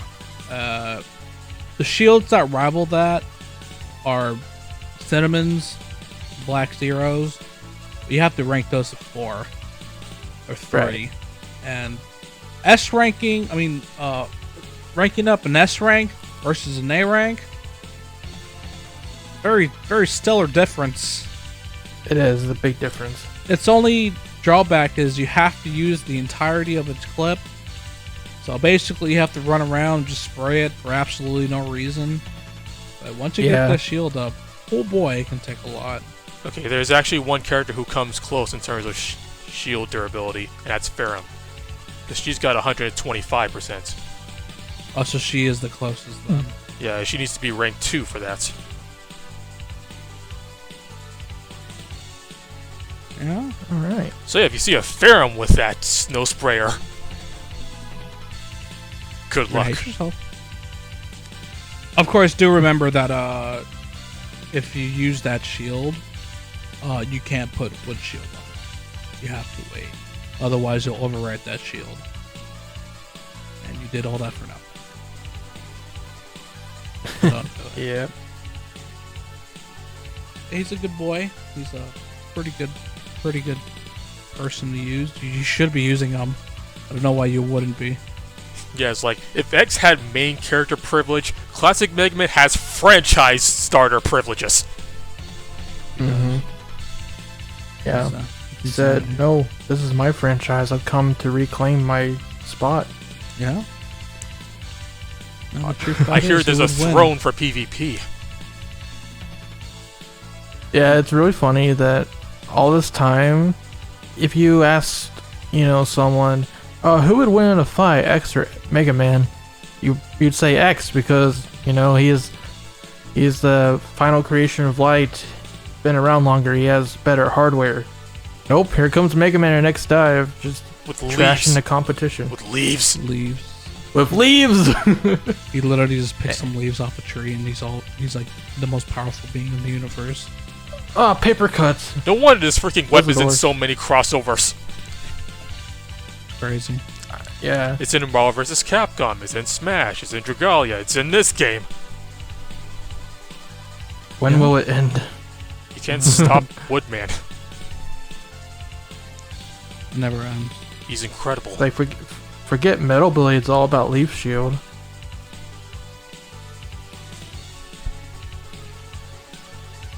I think we've talked about the characters a lot. But now we gotta talk about that event. That's Yeah. funny actually. Right out the bat, it's actually the best event so far in this game. I do second that. Very nice. The stage is pretty long, but they had some really good quality of life improvements as of this event. The biggest one is the fact that instead of using up 3 EP at a time, now you can just use up the whole thing in one go. So you want to do one run per session. Yep. Thank God. Oh yeah. No longer will you have to babysit your game maybe like 2 hours. Yeah. A funny thing they did actually is beforehand, anytime you look at the timer for how long you have until it responds your EP, it was always frozen, but they actually changed it now so that it is moving real time. So that's like pretty cool, yo. Yeah. It's like, I think this is the first time, that you saw the crumbs there with the Chameleon event, but this is the one where they came up with almost an entirely new system just for the events, and yeah, they definitely heard the feedback from the previous ones, like Storm Eagle, for example. Stage is too long. You have to play 5 times. It takes up like 2 hours of your time. And yeah, they really done it. They fixed events.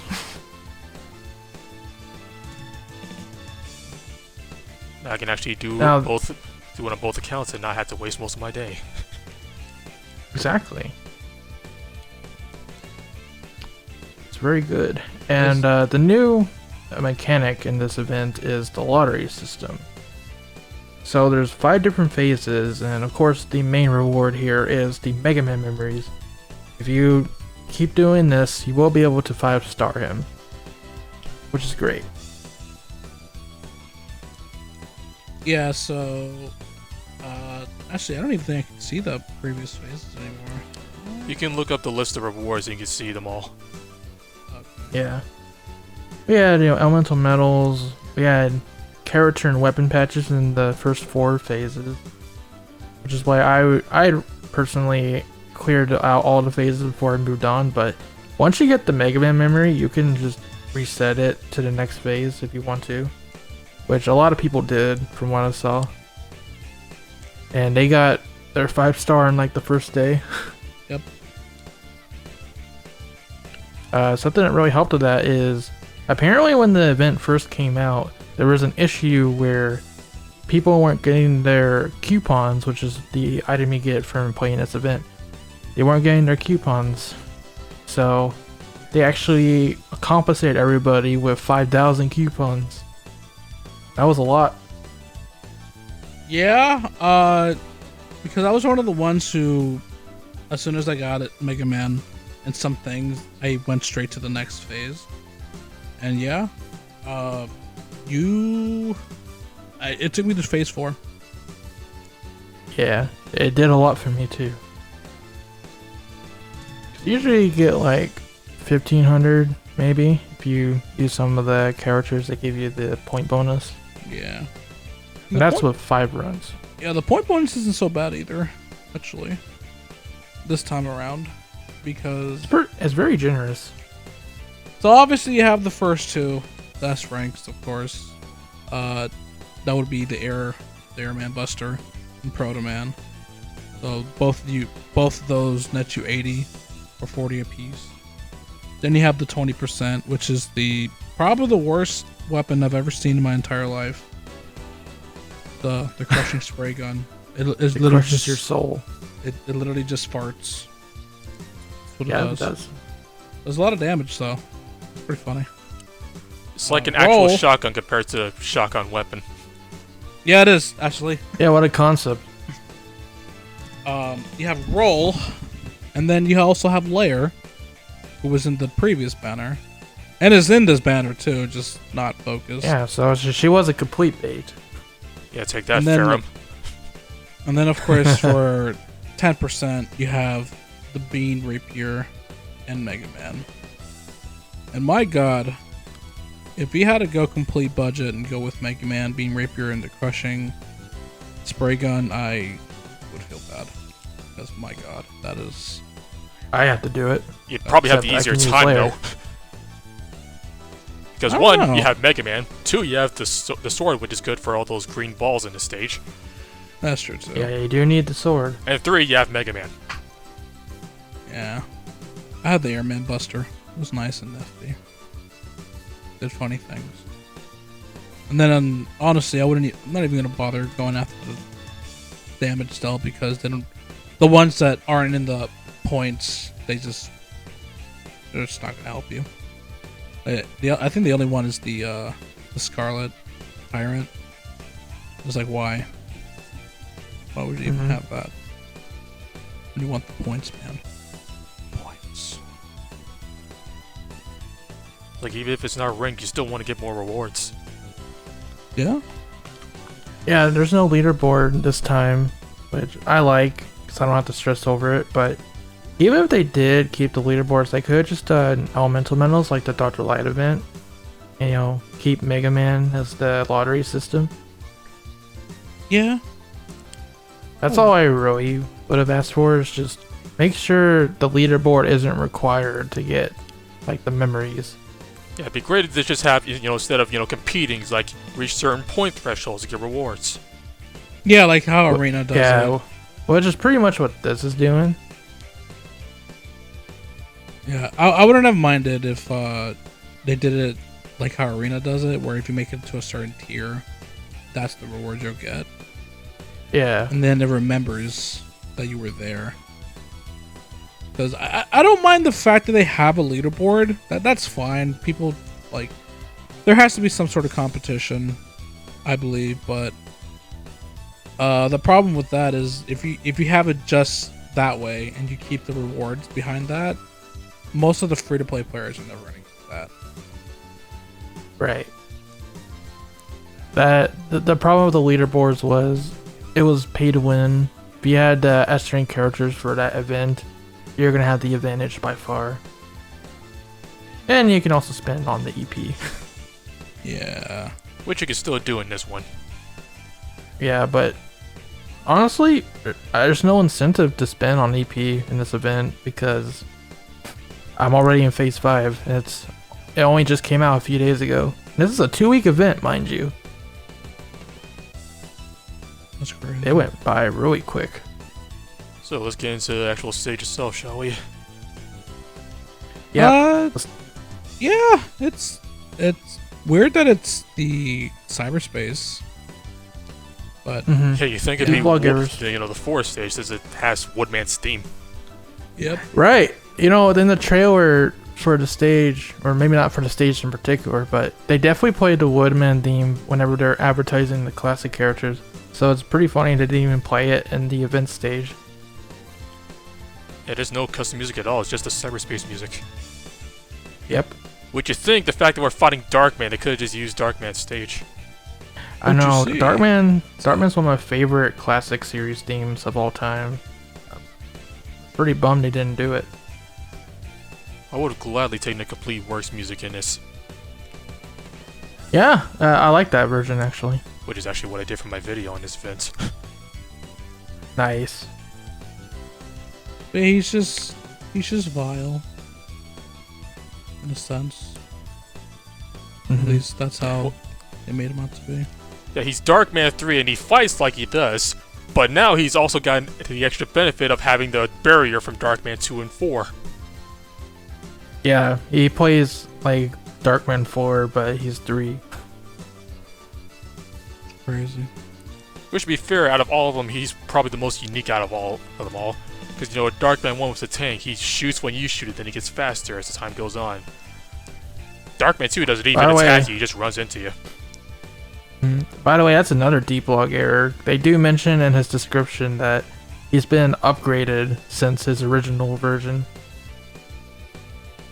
Like, oh, And can I say that those electric bears are the most annoying thing to dodge? yeah, they just come out of nowhere. Whoa, man! Like, he's got to tell from when he does call them, but if you're using a buster, then you're likely hitting him with shotgun ice, and that's covering it up. Yeah, like covering it up, yeah. And not only that, but when they actually disperse, because he disperses whenever he jumps into the air, it's on and off and how consistent it is. And not only that, they gain altitude with him. They do. So even staying on a wall to avoid it isn't exactly the safest option. There is a little exploit you can use though. The fact that his bullets and the donuts that he releases disappears if you go to the other side of the stage and bait it. It can only go so far. Nice. It's gotta. So yeah, that's a pro tip for you if you want to have an easier time with him. It's not foolproof like Steam Chameleon, but it helps, The real easiest time is just to use Mega Man. right? Really just stay away from him. Don't get close. Which the weapons they want you to use for the event requires you to get close. Yeah. But why though? Why would you But do why? this to me? The only thing that doesn't really need you to get close is the Scarlet Tyrant. But I Yeah. don't get points. I don't care. But I don't get points, it gets damage. Throw that in the garbage, please. Thank you. Because the Air Buster is a boomerang buster like a Shadow Buster is, so it doesn't go full screen. Yep. Yeah. It's just a haha funny buster. With That's a one really, thing. really useful passive skill. Yes. My God, it's so good. Tell me, I don't have it. So at rank 1, actually I'll just go over it because I have the weapon. I've only pulled it like 5 times at this point. Only Never get- 5 times. Only 5 Only. times. Only. And one of I them. pulled no, 6. 2 of them were twice in the same pull. I'm like, really? Really? Hey man, I take that over my 610 pulls getting nothing but roll. Yeah, that was depressing. You got bodied. It was RNGesus. really depressing. Oh, I saved up all this. I gotta get So something it right. has No, it has harden, that's which RNG increases for damage after penetration, I guess. Has the crit increase. But then at rank 1, it has swift wind. So each time you fire the buster, you don't have to hit, you just have to fire it. You gain 1 stack of speed. You go 4.58 times faster, and it stacks up to 5 times. So that's like 20-something% Yeah. speed. So you're moving fast. You're a fast boy. you. That's good. Rank 2 has increased rate of fire and energy by 10%. Rank 3 has power increase by 5%, and then rank 4 has defense increase. So, it's not a bad weapon. I'd say it's better than the Shadow Buster, because Shadow Buster, to me, felt like that weapon that wanted to be so good so bad, but it just was not good. Honestly, Shadow Buster's second pass of the fly assistance kind of messes with his boomerang properties, because, you know, it hits a wall, it's not coming back. Yeah. Interesting choice to make it more like a boomerang than the original Buster from X6 that just fires in an arc. Well, they do call it the Shadow Blade Buster, so that's probably why. Yeah, I guess so. But yeah, Air Buster's pretty nuts when you combine it with certain characters. Mm-hmm. Like, say, Mega Man. If you slow them down and going at Mach speed, you can just beat them to every single power-up. It's like, why? Or heck, combine it with Cinnamon, because she gets a speed buff at rank 3 as well. Yep. Oh, man. Yep. It's beautiful. It's wonderful. It's... yeah. Must be fun. That is fun. Nope. Man, you're like... well, actually, they say this is limited, so... I don't know. You might have to try. Yeah. I don't know if it's limited or not for sure, but if it is, big F for me. Yep, because I do believe it does say... Bop. Details. Although, I literally just got enough medals for my 7th 10 roll. Well... are you gonna go for it? Should I go for it right now? Or are you gonna wait for the second half? I don't know. Yeah. I wonder what's gonna happen this week. Because we know that Super Adapter Mega Man exists. He's gonna have his own banner of roll.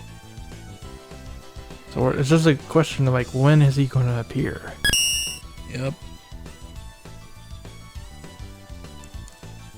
But yeah, it definitely do say that. It's limited. Watch, we'll record this, and tonight they'll be like, "Oh, here he is!" Oh, it's only been 3 days.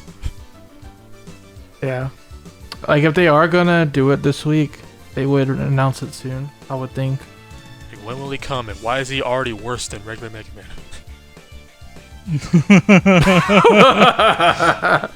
That's actually sad, but probably true. It's gonna happen, isn't it? Don't do this to me.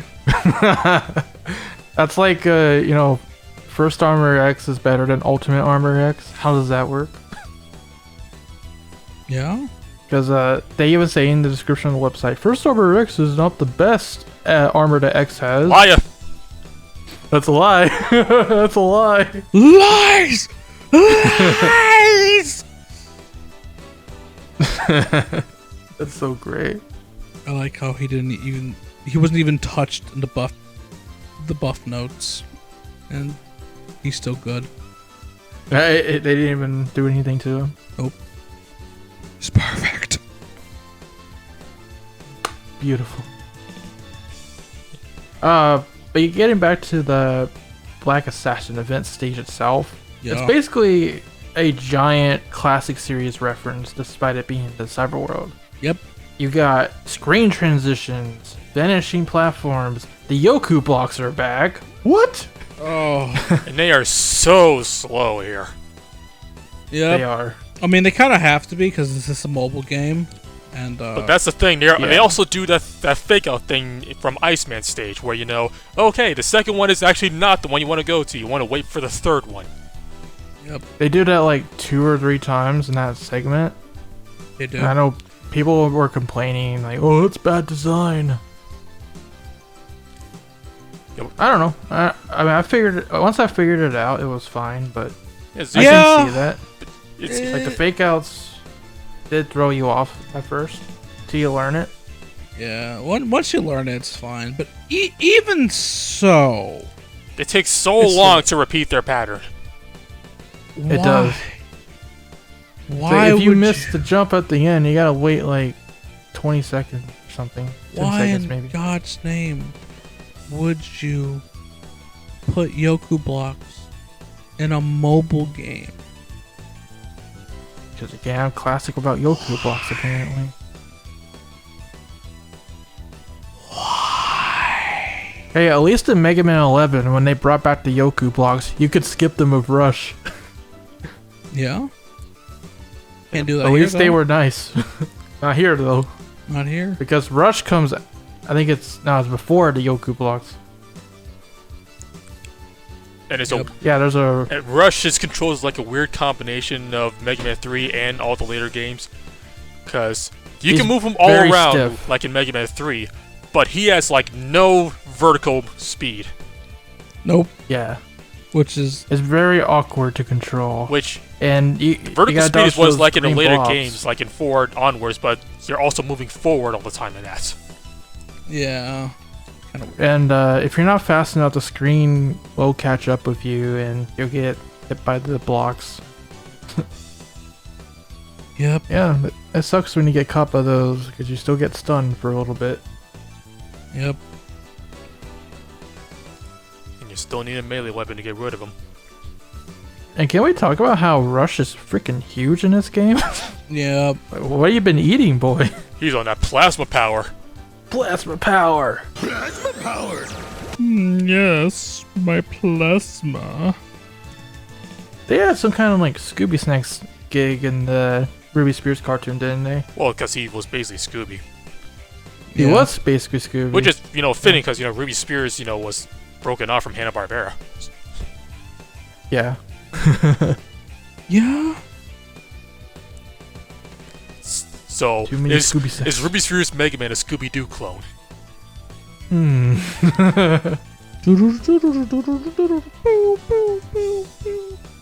Nobody knows. The world may never know. But yeah, a giant classic series reference. And another awkward thing is the screen transitions themselves. All it really does is just slows down your character in between the screens, which is a little awkward. It's not quite like the classic series. Yeah, you just have to kind of get used to it, but otherwise, that's about it, really. It's real awkward if you Yeah. go in between the two screens. Like you mess up a jump and trying to save yourself, it just goes slow down, slow back up. You slow down and then you press jump again to double jump and you go, whoa, go back up. And the thing is, your inputs are also in real time too. Yeah. There's this one part where you go to the left side of a room. There's that platform going up and down. You can actually get caught on the left side of the platform and it'll push you back down through the screen transition. So you go, and you try to go back up. That's funny. And then there's that cheap one right at the end before Darkman's room. But you got a blob on the left, so you go down the right. And then you see the one, another blob on the right side, so you gotta hold left to save yourself. And then there's another screen transition right after that one. It's awkward. And then there's actually a pit right there, so you have to wall climb to save yourself. Yeah, wall climb. That's a classic character. Yeah, by the way, they do that. They changed the dash animation for sliding, but otherwise, they air dash, they wall climb, just like the X characters. Yep, Isn't that awesome? it is. It's great. It's fantastic. What's even more awesome is Proto Man's footsteps. Oh yeah, That's that is funny. probably the only reason why I want him, but God's like, no. Stop it. No. Cease. Like, I know the whole point is to have characters be, get their sound effects from their origin games, but it's weird that he gets all the 8-bit sound effects while Mega Man's is all from 11. Yeah, Mega Man is completely ripped from 11. Roll is powered up. Didn't she have a sound effect from Command Mission? Yeah, her slide Yeah, sound her effect is dash. the command mission dash. Yeah. Oh, God. And Proto Man's voice is from Powered Up as well. Yeah, so's rolls. Jesus Christ. Mega Man is, of course, Mega Man 11. I've never all the heard way. his voice ever. So when I heard it for the first time, I'm like, wow. That Whoa. is Deep. that's deep. Well, we played the English version. These are all Japanese voices. And he's still deep in English, too. Yeah. I guess that just tells you how used to I am for Ruby Spears. True. That's like the only voice I recognize for Proto Man. Yeah, I have to agree with that. Or Mega Man 8. He had a voice there. For that one scene. Yes, he did. It's like I'm pretty sure I didn't hear him over like all the other audio mixing in that game. I know. Because both characters tend to talk like they're in their mom's basement. They really had a problem with that in the 32-bit era. Mega Man 8, Mega Man Legends 1 and 2 has those issues. Legends 1 was Legends wasn't so bad about it. It was mostly the side scrollers. There's some scenes in Legends where like I can't hear what they're saying over the freaking music. Like when the music is low, it's fine, but when it gets louder, it's like, huh? What are you guys saying? Overall, like in those games, their voices are pretty low compared to the sound effects anyway. But you know, we're getting off topic. Well, Yeah. Overall, let's make it a little more on topic. Roll's voice is really annoying. It is? It is. Yeah! Yay, yay, yay! There's a really poor choice of voice clip for her jumping. Yeah. She's scrawling like jumping a Link lot. does. And Link doesn't even jump. Not that much. We had a lot to say. Yes. Overall, guys, how would you rate the Black Assassin event? I'd give it like a solid 8 or 9. I thought it was really good. I give it an 8 as well. Mm-hmm. Yeah, it's a pretty fun level.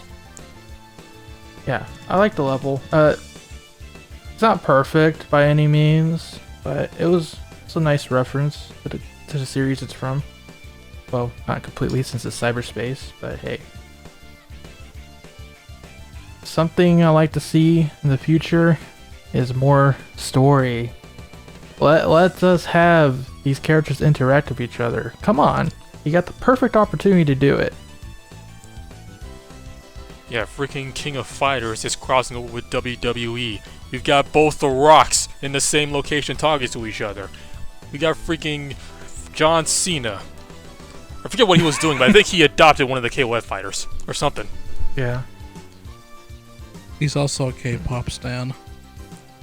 His name is John Cena. Yeah, that crossover is Ow. And he likes manga and stuff. Yeah? That's pretty good. That's pretty cool, dude. And we're missing out on all this fun because there's no character interactions. Not even any banter. Just nothing. Absolutely none. Not even like a little acknowledgement from Rico. Like, oh my god, it's the classic series. No, nothing. I hope he busts out his Mega Buster. We know this isn't canon. We know they're hunter programs. They're not the real characters per se. But come on, it'd be fun. Let's have them talk to each other. We've already established with these character select animations that these things are aware. They're self-aware. They are? Yeah, like layers animation. We didn't even talk about that. Yeah, Oh boy. another deep log error possibly. Yeah, I don't think it's an error. Are you sure? No. Because the fact that she notices them means that's not notices- normal. Listen, she notices them, but I don't think they meant to. I think it's more of a feature, not an error. It's a feature. But she reacts to them, which means that is not normal for them. No, it's not. But they They just tell her, dude, it's just a feature. Don't worry about it. Metal plates jiggling is a feature. It's a lot of silicone. A lot of silicone. Yeah, that one's crazy right there. They really turned it up to 11 with layers animation. Also, I found it's actually not exclusive to the animation. Yeah, like, if you have her, when she's, holding a weapon, like either on the main menu or, before you go to a mission, just tap her. Mash. Mash. Tap to change her pose. They do still move. Alright, let's do it. They do. Oh, Jesus. Oh my God. Don't worry, I'll showcase that. I had to record it like 3 times. I know. Wow. Yeah. Capcom Taiwan is not pulling any punches with the sexual stuff in this game. You get your fan service, and you get your fan service. Oh, bro, yeah. She has a belly button. That's like the funniest thing to me. Well, when in God's name does a rep would need a belly button for? It's the charging ports. It is. We're charging something. Very peculiar.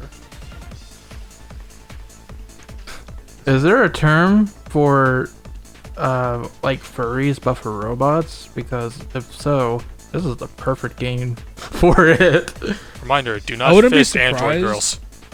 Yeah, I wouldn't be surprised if there is a term for it. I just wouldn't know it. But yeah, I'm pretty sure there are people like that. Looking to be. Yeah. Mm-hmm. Yeah, that's true. She sold an entire game just based on her butt. Yep. Her butt has an achievement.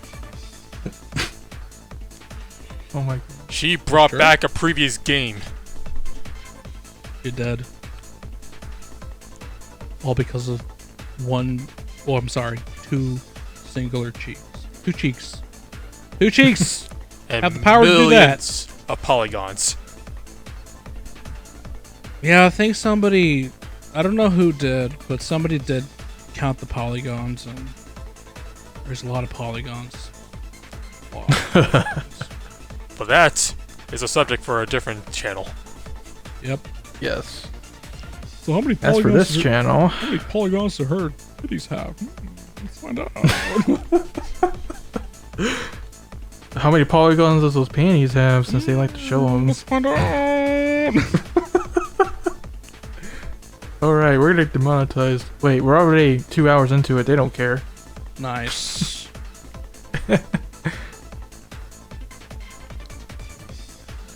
See, there's one more thing, I think. Well, there's a new season of PvP now. There is actually. Yeah, it's the exact same rewards as last time. But wait, there's more! There is more this time. Because in the current events tab, they're now incentivizing you to try and play more ranked. 100 matches. And it doesn't seem like it's retroactive. Nope. No. And unfortunately, if you do indeed reach GA tier, you get demoted back to A tier. When the new season starts, yeah.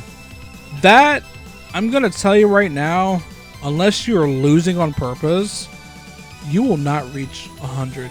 You won't even, I think it took me, maybe 30, 40-ish matches at most to do. How are you gonna do 100? You literally just have to sit there and grind. Which I did it in 20 matches. GA rank. It is a good example right now in our server. One of our members has reached 5-star GA rank, which is one of the incentives for those extra awards, and they've only done 50 matches. Yeah. So you have to play a lot.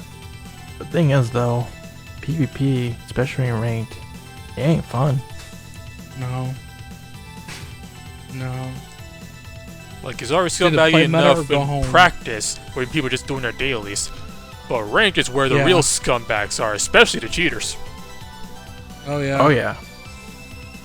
I have yet to encounter a cheater, but I'm pretty sure I'm going to. I'm more than likely not gonna do that. I'm just gonna do the same thing, get the GA1, and just call it a day. Yeah, I just take I'm what I gonna do the get. same. Exactly. Even if I have Mega Man, we're just gonna make things a little more fun just messing with people. I'm not going all the way to You the know, for Season 2, what I did is I waited a week or two for, you know, the scumbags and the cheaters to move on up so I could get the GA relatively easily. But once you hit GA, that's when the hell gates are thrown open. Yep. Like, they're kind of there for essay. Like, the struggle does truly begin there. But yeah, once you go in GA, that is where Forget that. you better throw away all your morals and you better play meta. If you don't play meta, get out. You're just not gonna do anything. Equip those double sprayers.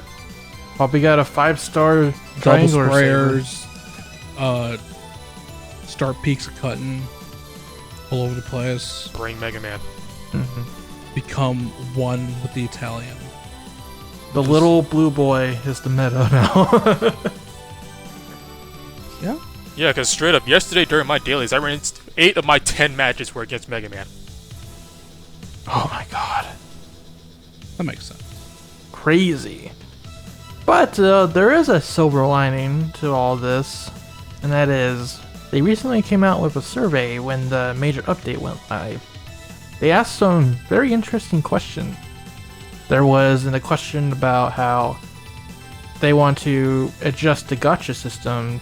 They were asking us if we wanted a guarantee mechanism, and also if we should split the pools for the characters and weapons. What are you guys' thoughts on that? I did my survey. I was as honest as I can possibly be. Yeah. What I wasn't was some idiot putting down, hey, look, man, I know this thing isn't out yet, but, like, listen, you gotta improve in this thing that's not out yet, because I think it sucks. And, again, I know it's not officially out. It was in the data mine. I got a hold of it somehow, I don't know. It's dead, and I posted it in your Facebook. Forgive me, but, yeah, I just think there needs to be some improvements. I'm like, Let me just say, they were talking about an unannounced character and the skills that were data mined for that character. They're saying you should change one of those skills for this weapon from their game. I'm like, bro, he hasn't been announced yet. Hold your horses. like You're legitimately telling Capcom Taiwan directly that you're data mining, or at least you're looking at it. yeah, You know, they're gonna do something about that. yeah. I'd be like, oh man, gonna have to stop that. Yep. You just don't do that. But big brain gentleman aside, yeah, I was pretty honest with what I had to say. I was like, listen, this peaks of cutting thing, I don't mind it as a concept, but like, you gotta do something with it. You gotta give it a cooldown, or you know, actually have it deplete your thing. Anything. Let's do something. I was gonna mention that, yeah, they asked about the pizza cutter and the double buster thing. They're asking people how can they adjust it. They actually sent out an apology in the recent stream. The producer himself sat down and was like, hey, we heard the feedback on the video we posted, and we're truly sorry. We are taking your feedback very seriously. And yeah, it shows in the survey. They're asking us if, and you could put other, but the other two options were they were suggesting cooldown and an attack debuff. Honestly, Yeah, my big suggestion is, if you're gonna be referencing how the X games do it, make it like the actual X games. Don't make the dash attack, be a dash attack. Make it cancel into the, the regular standing combo again. Yeah. Or at least, if you're gonna keep the dash slash, and you don't care about it being abusable, just make it like the Zero series. Yeah. Like, I'm gonna assume they're not gonna put that much effort into like changing it in terms of like, you know, changing the animation. Yeah, I doubt it. But I'm just gonna say, like, probably the best thing to do is give it a cooldown. Like have it deplete your weapon, of course, and like, you know, because that does deplete your weapon pretty quick, and that's like, it does a lot of damage, yeah, but well, you can't do it for very long, so that's like the trade-off. Like, do you want to do that, or do you want to do like a leaping slash, whatever? Well, actually, I suppose Like, that would yeah, be the biggest debuff to it all. Make the the energy gauge for weapons actually function. Yeah, exactly. Like, do that, because right now melee weapons don't have that. They can just go forever, never stop. It's weird. Yeah. So you see them, you just see it completely deplete, but you're still using it. It can go into the That's how negatives it's and so it'll be right back. Yeah, in yeah. Not only does it deplete, but it goes into the negatives, and it's pretty funny. Yeah, I would say fix that or give it a cooldown. That's what I put down Yeah, on my survey. that's what I said as well. For the double buster thing, because they also asked for that as well, I just said, hey, I guess give it a cooldown if you really want to, but I think it's fine. Yeah, the buster's not really a problem. The big problem was the particle effects, and they actually fixed that. They did. They 100% did. Because the chip effects are just not on in PvP at all. Nope. Yeah, they turned that off completely. So they kind of fixed the issue. Although it does trip me up quite a bit, because I forget which weapon I have equipped. Yeah, because I've had some losses because I thought I had one weapon on, but I didn't. I had the other. And also, if you're not paying attention, you don't really know if your opponent is running Steam Chameleon until you see that shield go up. Yeah. Of course, 9 times out of 10 they are. Yeah. you just expect it at this point. Speaking of it, yeah, they did make some tweaks to PvP. People are saying that it felt smoother for them after the update. Maybe a little bit, but it feels more or less the same for me. Yeah. The big change is mostly in the versus screen, really. Yeah. Yeah, they actually disable that their like character animation halfway through the loading screen. Well, they don't and loop. They no longer. They don't. No loops. Just It's kind of awkward actually. And then they no longer show the level for your weapons. no. I mean, to be honest, it's pretty irrelevant. It is. Like, I think that was like tripping people up because like whenever I like show, stats for my PvP matches, people were like, "Well, you were higher level than him." Bro, it doesn't matter. Like, it literally does not matter. The only Because thing, everyone is set to level 1. the only thing that matters, and it truly shows, like, okay, does this person just begin, or did this person like has been playing for a while, and it's the rank of the weapon. That's what truly matters.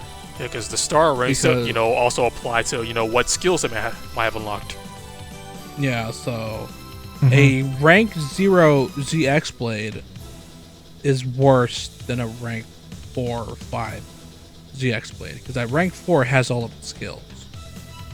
So it has access to more things that it can do. And also, some of those skills, you have to remember, are stat buffs, like increases your attack, health, things like that. And that does apply to your person. Yeah, like they may not level up, for PvP, but the level 1 effect still applies. So if someone's got a health boost, no matter what level it is, they still got a small health boost. Yep. Yeah. Like, the skill points don't matter. Only in story mode it matters, but otherwise it doesn't really matter. And I think you have to upgrade your weapon at least once. I think. Like, the Yeah. Pentagon thing. I think just once, and you'll have those stats. And that's it. You're fine. You don't have to go the full 50 if you don't want to. But yeah, just that's all you have to do. Just, you know, just prep your weapon to level 1, rank them up. That's your best way of, you know, having all the good stuff, and you're good. Same with characters as well. Like a rank 0 character doesn't have like very many things, but a rank 5 character has a lot more things. And then there was a. What did you guys think about their suggestion for the gacha system? To split the pool. Split the pool and the guaranteed mechanism. Okay, so splitting the pool right now, in my opinion, is a terrible idea. Yeah, there's not really nothing for a split right now. Yeah, like you would need like at the very least 20 characters or 20 weapons to do a split. And that's fair. And the thing is too, you're gonna have to introduce some B ranks, some A ranks, because right now they've just been introducing A's and S's in characters, some B's, but Mega Man's so far been an event character. He's not like a character in the pool. So B rank hasn't gotten anything. And at very least 3 of the B ranks I think you can get for free through story. Well, 1 you start with because you know it's X, but actually you get for free in the story. Yep. Yeah, why is X in the pool, dude? I know I mentioned it before, but why? I get why, but that is the issue in itself. Is well, there's just not enough, like, to go around. Yeah. But it's really strange. The only thing, and I might be wrong, but the only thing that's not in the pool is the Beam Saber. Yeah, the regular Z Saber is only in the lab. Yeah. It's only in the lab. You can't even buy memories of it. It's literally only in the lab. That's so weird.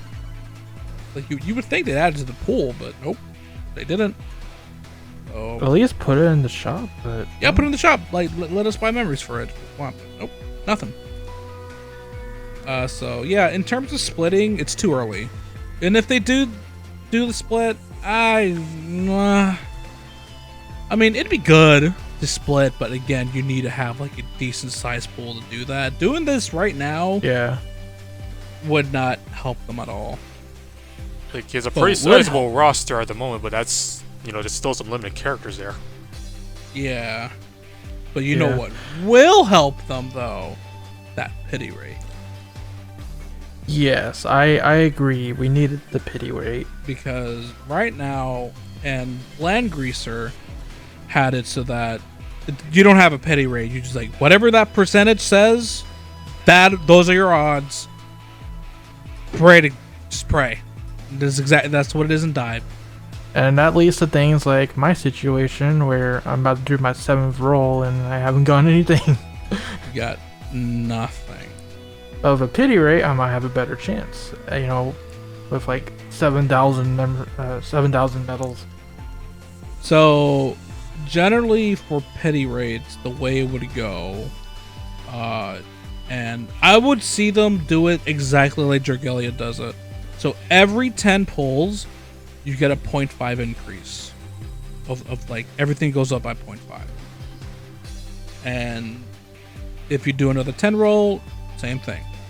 Obviously, if you're doing singles, you have to do 10 of them, but that doesn't necessarily mean you're getting the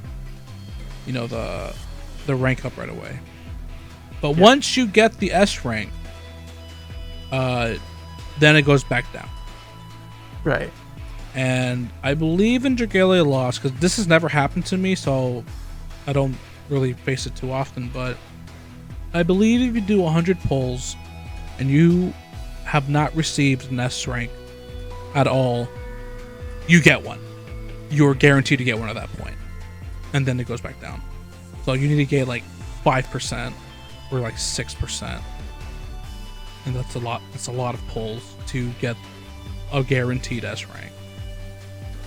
Fire Emblem does it as well, but it's like their currency and their way of doing things a bit differently compared to Dive. But yeah, they should introduce a pity rate. They absolutely should. Yeah, they really do, because I've been lucky compared to like other players. I've seen some players that this far into the game, 2 months later, some of them haven't even pulled a single S rank. That's sad. Yeah. So yeah, they need something. It's definitely, it is 100% a very, very nice way to help the free-to-play players get some stuff. Yeah, you know, it incentivizes people to stick around, because currently, you know, when you get such bad luck like that, it makes you not want to play anymore. Yeah. You even incentivize the whales to spend more. It means what they're paying is worth it. Yeah. Yeah. Exactly. Yeah, because even whaling is iffy right now. You could get so many medals, but they could end up getting you nothing in the end. And I've seen it in chats. Boy, oh boy, I've seen it in chats. A lot of people complain. Oh, it's daily. It's like, oh my god, I just spent $500 and I got nothing. I sold my entire overseas company and I still don't have First Armor X! I gave up my rent money and all the money I was going to give to Pokimane just so I can pull for layer, and I got nothing! Yeah. But it's really sad. But then it's like, yeah. Like, why would you spend money in this game to pull like that? Like, yeah. That's why, like, right now, it's only worth to get, like, the daily packs. That's it. Yeah. Like, honestly, patches. That's it. Just patches. Basically, because at least you can rely on that. Yeah. Those full 5-star S-rank rosters. Oh, yes. Oh, yes. Like, I might be the resident whale, but I don't have very many characters. I just have 3. See? Like, that's a really good point right there. And as much as you have whaled, you don't have that many S characters. I've just been, like, anytime I got a dupe, I just rank up my stuff. That's where it goes. Just me ranking up my stuff. You have 2? Up to what? 2 characters? I have 3. The recent one I got was Cinnamon. But even then, I was like 4 or 5 memories away from getting Cinnamon. Same with Black Zero. So I would guess I've spent the less between all of this, and I have 4 characters. You know?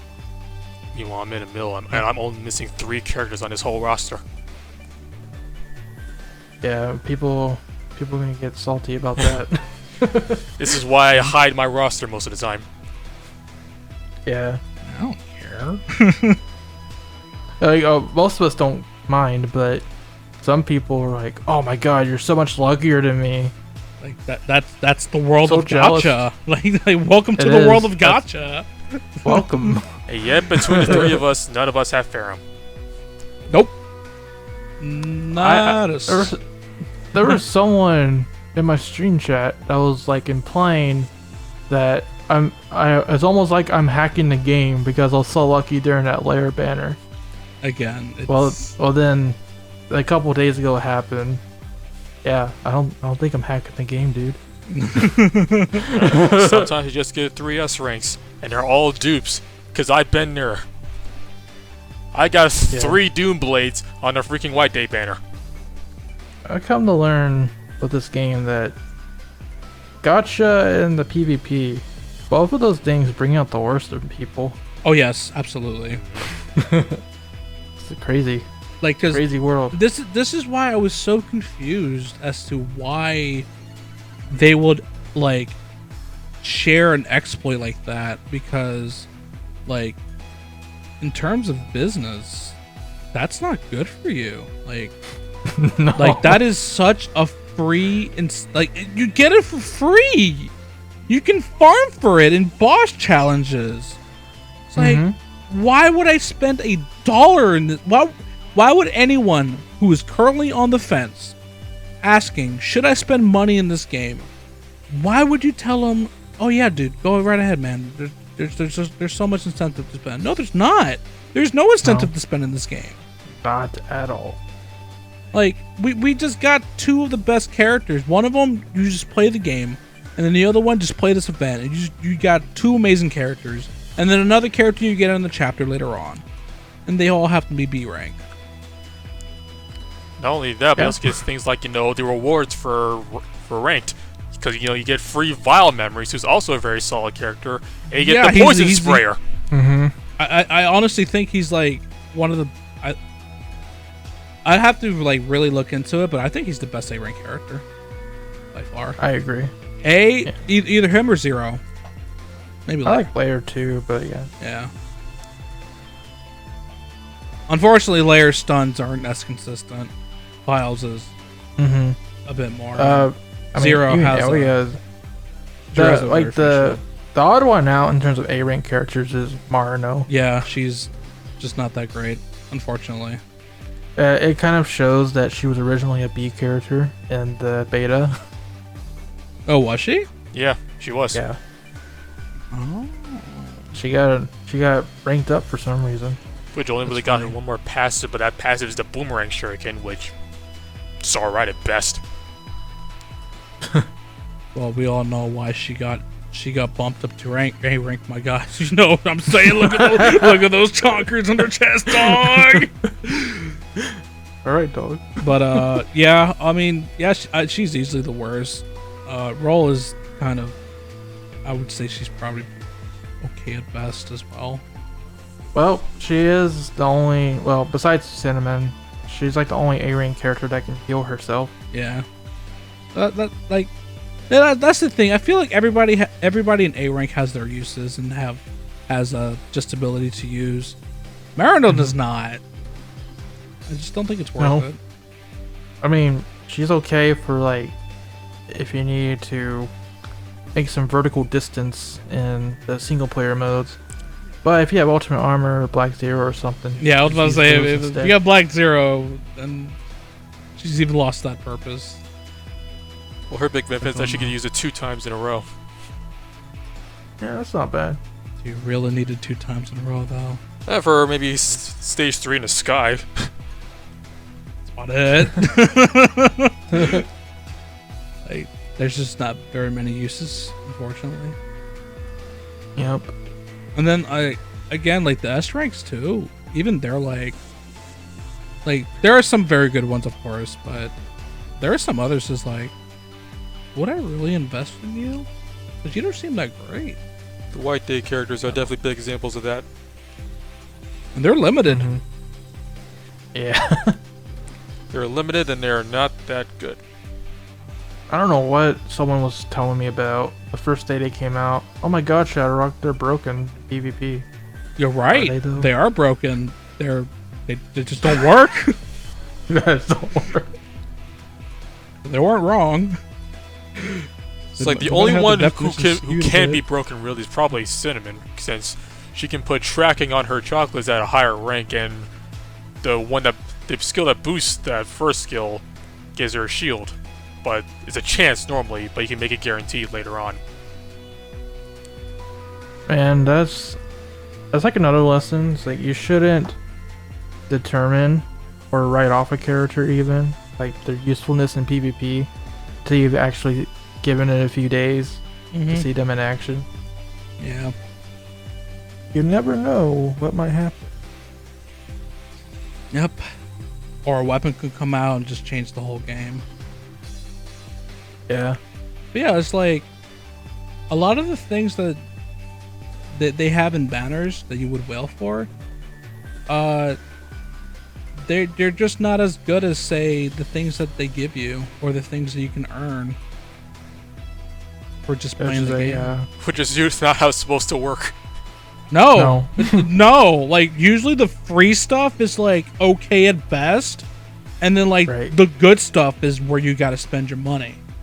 Again, their logic is quite skewed when it comes to the business aspect. Yeah, they need to do something. Which I mean, for the free-to-play player, that's pretty good. Like, you know. Yeah, it's great for us, but not so great for them. Yeah. Because it's like, why would I spend money in this game? I'm just gonna get this free stuff. I'm gonna get the Arrow Buster. I'm gonna get the ZX Saber, and that's it. I'm never gonna get anything else. Yeah, I saw this discussion. I was telling you guys before the recording too, but apparently they said that people will get rewards if they log back in after being absent for 3 weeks. And people are kind of worried that, you know, the interest is dropping in this game already, and it's only been out for 2 months. That does lead to it being like, oh god, we need to like do something. And normally that thing that this game needs right now is that global release, because yeah, that's the big one. I know several people who have not played this game even remotely, and that's because they don't want to deal with the outside servers. Even though they can play, they just don't want to deal with it. They would rather have servers at home. So they're waiting for that day. Like, to this day, you get comments saying, hey, ShadowRock, when is the global servers coming out? I don't know where they're asking you. It's a daily question. You're just a guy who lives in the States doing I've Mega Man addressed it stuff. so many times. It's kind of tiring at this point. But it's like, you are... But it never stops. You are the ambassador of knowing when the global servers come out. Right. So like, one of the general rule of thumb is, if I am not talking about on a video, I probably don't know. So thinking about it, the fact that they say it's for 3 weeks would mean that must have been some sort of huge drop off in player base after the Storm Eagle events. Well, I That's how can't long blame ago them. it was. Yeah. That event wasn't great. The Storm Eagle was fun and all, but the event wasn't very free to play friendly. And then of course they had the thing with the dash slash, and that also peeved a lot of people, rightfully so. And yeah, it's like, yeah, the people that were apparently going to protest the game because of that video, they weren't kidding, apparently. yeah, I have to congratulate the people who actually had the willpower to stop playing the game because of that. Because one of the biggest problems when it comes to complaining about gachas in general, or just gaming in general, is they say, oh, I don't want to, like, oh, you're doing a bad thing, I'm never going to buy your stuff ever again, and then they come back the next day as if nothing happened. Like, yeah, a recent example is Pokemon Sword and Shield. Like, there's a lot of people angry about that game, but it ended up being like one of the best-selling Pokemon games of all time anyway. yeah, it's like, why? Like, I haven't bought it. Like, I have no intention to, because it does piss me off that they did a lot of dumb stuff. But I stuck with my guns. I didn't buy it. Didn't support it. But one guy is not going to do anything. It needs to be like a whole entire movement. And that 3 weeks thing, apparently something happened there, and they're like, oh god, where's our money? I need the money. Yeah. So we'll see what happens. The silver lining is that the developers are listening to us. They, you know, that survey was on point. Yeah, it really showed that they are watching. It was a very lengthy survey too. Like, generally those types of surveys they don't take very long, like a few minutes tops. But that survey took me like a good 10-15 minutes to do. Yeah, and they, like, the topics they covered was just, they nailed it. It was almost like they were, you know, stalking people talking about this game, because they really knew what the people were talking about. I wouldn't even be surprised if they watch you, to be honest. Yeah, you know, a lot of the concerns are ones we brought up as well on the channel. So there you go. But that doesn't mean we know when the global servers are coming out. Don't ask, please. Oh, and they didn't even mention the global server in the survey. No. Well, to be perfectly honest with you, why would they? Like, yeah, like, they're gonna announce it when they can. Like, when they financially, have something to say. Why would they spend money to bring out servers to another region if right now they're not making that money?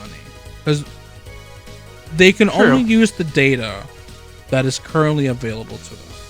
Now they can predict that, oh, if we bring it to the regional if we bring it to here where everybody else can play, money might go up. But the thing is, you really can't tell how much. Like, is it going to be significant enough to cover the cost of what they had to go through to get a whole server here? Because I'm pretty sure having a server for a game like this is not cheap. Then again, I know nothing about it, so I really can't say. It seems like, from what I've been seeing, they're pretty much hosting the server in Taiwan and then having everyone connect from around the world to there. Yeah. Like, even like in their select Asian countries in Australia, they have less ping because they're physically closer, but not by that much. Yeah, like that's like the cheapest thing they can do. Just put it in their home. Well, you don't have to worry about overseas nonsense like that. They did, they talked about that recently. Let me get that. Yeah, here it is. I read this on stream a while ago, but I'll go ahead and read it for this video too. So they're addressing the battle connection. They say the quality of the battle connection has always been one of the focus of the optimization and improvement of the Rockman X DiVE team. The development team is processing on optimizing and adjusting the connection quality of various regions, hoping to provide a fair and perfect game environment, so they say. In the meantime, we are also evaluating various suggestions provided by players, such as match players of the same connection quality as much as possible, adding a PvP blacklist in order to avoid matching players of low connection quality, and so on. Through all the suggestions provided, we can feel the enthusiasm from the players, and we truly appreciate that.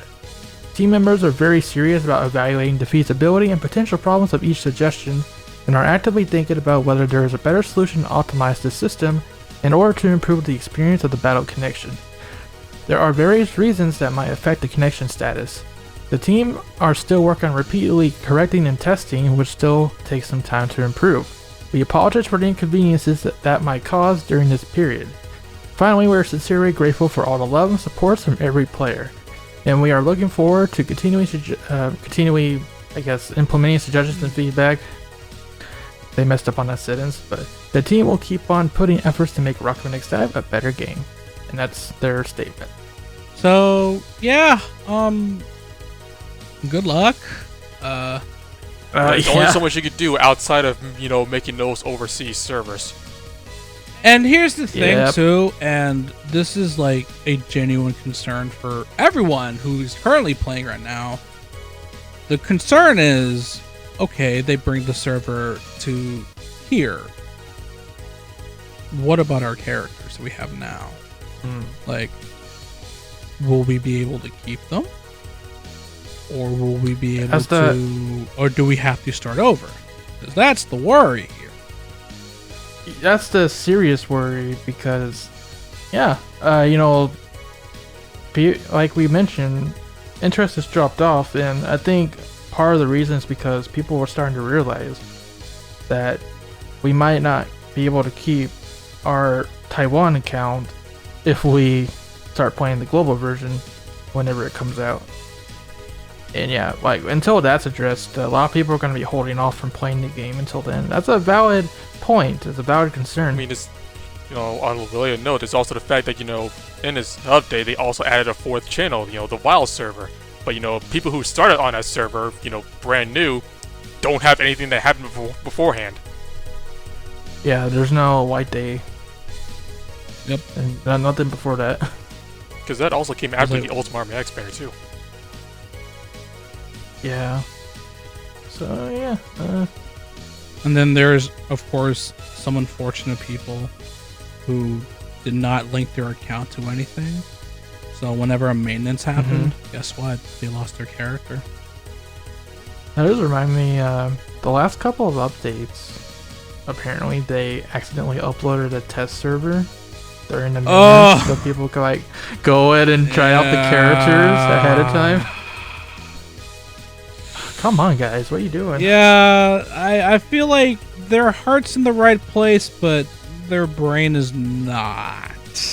For example, we talked about how they accidentally revealed those characters on live streams. Why Yeah. even bring over a build that has all these unreleased stuff on it if you really do want to hide them? What's the point? Yeah, like, I mean, like, they do need a test server, obviously, because, Yeah. well, they have to Yeah. test it, but, Just don't make it public. yeah, it's like that's like having a dev room available. It's like the whole with, Fallout 76, they had, like, the dev room available, Mm-hmm. and it's like, bruh, like, really? Let us get You're into gonna- like you're gonna- one of the many problems that game has. Yeah, it's just one. There's quite a bit. It also confuses people because when that happened, people are like, "Oh my god, did I lose my save file? It's starting from the beginning." Yep. They know, just a test server. And then they quickly got, quickly fixed that once it was found out. Yep. And this happens all over the place. Like, my god, so many leaks. Yep. It's everywhere. They do it to themselves. You can't even be like, oh, don't do that. No, they did it to themselves. Yeah. Basically. Someone was saying, oh, don't talk about those characters. They didn't want to show them, but they showed them. You can't hide that once it's out there. Yeah. You're like, data mining is a gray area for people, but if they happen Yeah, to like- show it themselves, Especially when it's a video it's that's fair game. edited. that Yes. is fair game. Like by It's all like- accounts, even if they didn't censor out those characters, they could have straight up cut past all the scrolling. They could have. Mm-hmm. Hire me, Capcom. I know, right? But, yeah. They need a English translator. They need someone to stop those leaks. Yep. The thing is, doesn't necessarily like things that get data mined. Obviously, you need to have the data in there to Yeah. to do things with it. I mean, so. you can do things to limit that, but yeah, eventually something's gonna come out. It happens. And even when it comes to those three characters, one of them we already knew from the start was coming. Yep. Because she's right there on the title screen. Yep. Right. Yeah. That's the one that baffles me the most, is that they can't have they can't make like a demo server or something specifically for these public events. I think that's what they should do. That way they don't accidentally leak things in the future. I think for them it's still a learning process. So Yeah. we'll see what And there's happens. also the language barrier to keep in mind. Like, they're trying their best, but yeah, there's like a whole another side to the scene that they probably can't easily access just because, English ain't their strong suit. Yep. They just need some time, really. Yeah. And eventually they'll get it. But that's the thing. Time is of the essence because people's attention span is not as big as you think or would like to be. And if a lot of people stop paying attention to your thing, by the time you realize the problem, there might not be people left to play it. So Yep. you gotta get on it. Otherwise, They need to do something soon, or people are gonna keep leaving. But they are trying. That's the silver lining in all this. yeah, I definitely do agree. They are definitely giving in the effort. I didn't expect them to apologize for the For the video, yeah. video. Like that. I thought they would double down on it 100%. Yeah, that's what it seemed like they did. And I was like, oh, we're just gonna do that. And I mean, I would have been like, if that's what we want to do, that's what we want to do. But I'll think about it that Well, money. To be fair, that was a pretty big backlash, and they probably did see people, like, their player base dropping off after that happened. It really was in their best interest to apologize. Oh yeah, for sure. Dang it. Amazing how the world works. Yeah, it's a wacky world, isn't it? Overall, yeah, like I said, survey was on point. I hope they listen to that feedback, and it looks like they should. So hopefully we see some good, positive changes to the game relatively soon. Yep. I think we covered pretty much everything, though, other than that. Yeah. Just about. Yeah. You guys have any final thoughts? There was the thing that I didn't mention in the survey, and is please, for the love of God, introduce private rooms for people. Please. Oh, that's a good one. Please. That would be nice. Yeah. That's one thing I said. Another thing I said was, if you do plan on doing crossovers, I kept it simple. I was like, just give me something Resident Evil. I'll take that. That'd be pretty cool. I put down Ace Attorney. That's another good one too. At this point, I think anything's possible. Yeah. Mm-hmm. Even space. Space. You say space, but I put on freaking Star Force as my pick. I did, yeah. I did. When it came to crossovers, if they weren't gonna do anything Mega Man, like if they were just stick with Mega Man, I did also say Star Wars because Although I specifically, that series. I specifically said Shooting Star Rockman just to be safe. No, I should have said that too. I didn't say that. They're like, what is a Star Force? Is that the thing that's happening in America right now? Probably. Oh yeah, we were discussing that a survey they had with the beta test and how the ZX series was listed under other Mega Man series, whereas like all the others got their own category. Yeah. Ooh. I mean, they did bring up Rogue Sword from Star Force 2, so hopefully we'll get something. Yeah, I'm pretty sure we're gonna see like all the main ones. For Yeah. sure. Geo is totally going to be my main when he comes out. It'll probably even Yeah. be good if the pattern continues. Yeah. Protagonist privilege. Mhm. Yeah. I doubt they'll do it, That is true. but I would 100% be down for playing as Megasys by himself. So, question for you guys: if they do bring in every single Mega Man, do you think they'll be B rank across the board, considering classic Mega Man is B rank? I think for main protagonist, yes. I could imagine, like, you know, Geo, for example, make him B rank, but then you have like his Black Ace form, for example. That would be super S rank. that would be S rank. I can totally see that happening. Yeah. Like, have a B rank regular version and then an S rank super version. But that is a character who's got a bit of a problem with that. Walnut. Yeah. Just give him laser. But then again, Make that S rank. They could.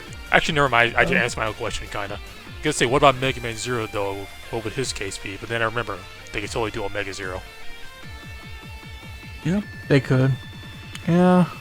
I don't know what Mega Man Zero is gonna be.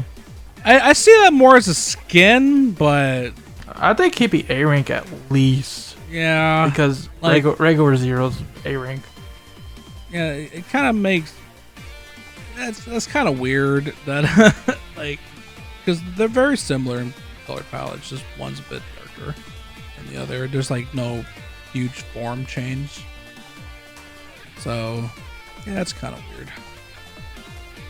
Yeah, and then you have EXE and Hub Style would be the S rank. Rogue would probably be S rank because they do have his sword. I don't see why they would put his sword, but not him, especially since he's a huge rival character in that series. Yeah. Just a guy who hates people. It's perfect. None of these people exist. Friends? Don't have any. Not now, not ever. He and Vile would get along, but that's it. They wouldn't be friends. Well, as for future content to look forward to, there's the military train stage, and then there's Jacob's Elevator.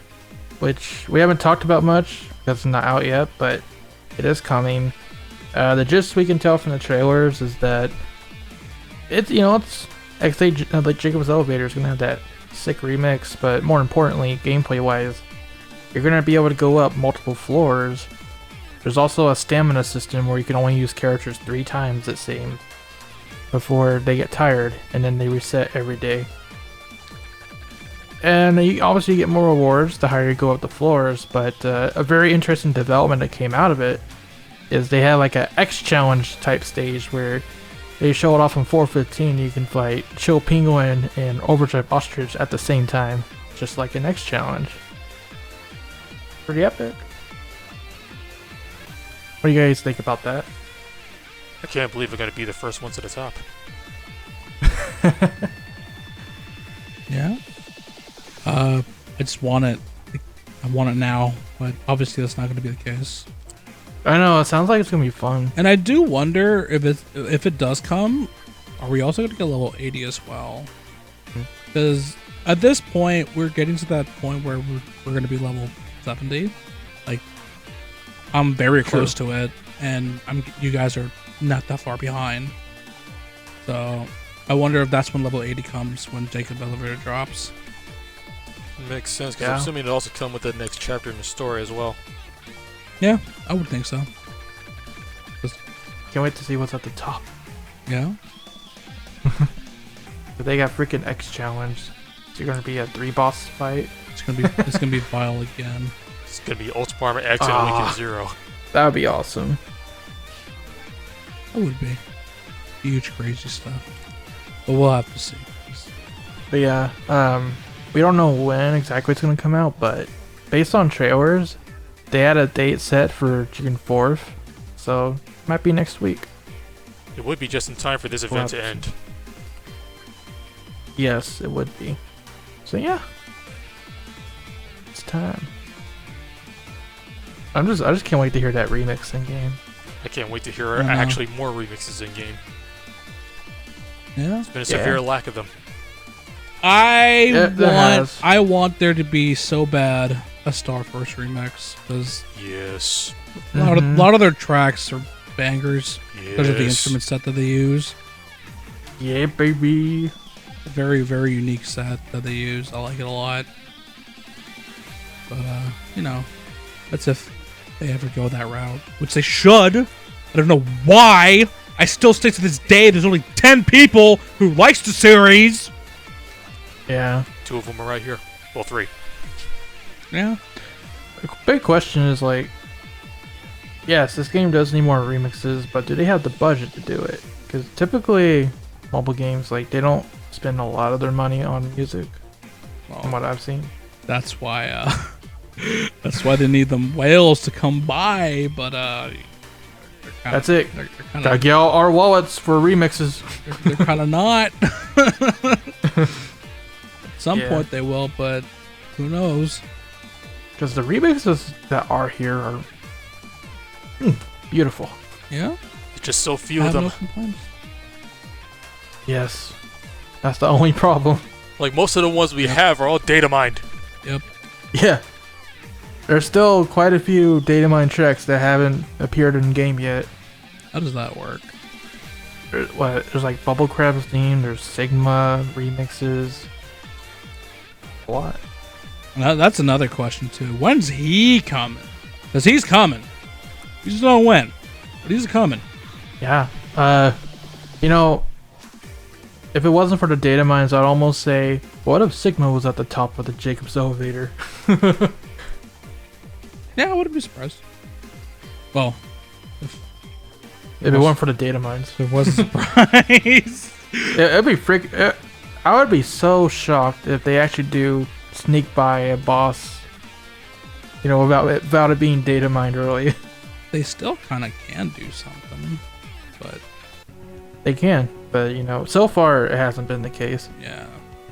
I think that actually covers it now. Yeah, we got it. The bag. Well, any last thoughts, gentlemen? Just stop being stupid. Please be good. Yeah. That's all I can really say. I would say just keep listening. Please fix the resolution Keep again. Yeah, do that. Please spare our devices. Please balance. I don't even care if you fix the lag in PvP. Just fix the balance. If you fix the balance, I think that'll do wonders in itself. Yeah. Please, just please. Yep. Just keep it up with implementing the feedback, because another thing they asked about was what should they do about the events because of the feedback and all. And shoot, they already did it before the survey was even done. So, hey, bravo to them. Nice. So I do hope the Black Assassin, what we've seen here, I hope that becomes like the standard going forward, because it's pretty good. I'd say, maybe just have like more different kinds of stages. So it's not just like one. I'm at least glad that elemental medals are a part of the lottery. Maybe small amounts, but you can still earn some. Yeah. Yeah, it's not bad. Alright guys, I want to thank you guys so much for watching this extremely long discussion. We had a lot to talk about, but hope you enjoyed all the same. I've been ShadowRock. I've been TGP. And I've been MegaQuint. TGP, where can they find you at? They can find me at youtube.com/gameplay, twitter.com/gameplay, or sometimes, once in a blue moon, twitch.com/gameplay. Quint? You can find me at youtube.com/MegaQuint. Same thing with Twitter, twitter.com/MegaQuint. I don't post that often, but hey, sometimes when I do, they're bangers. They are. Adventure! Adventure! I just post memes, retweet some pretty cool art, and every once in a while say something stupid. XD. And of course, the big gigantic XD gif. It's amazing. Yes. Alright guys, and for ShadowRockZX, you're already in the right place for all things Mega Man. Thank you once again, and until next time, rock on, have a great night or day. Peace out. I'll see you all at the top of the elevator. Get it! The music cues. I get it!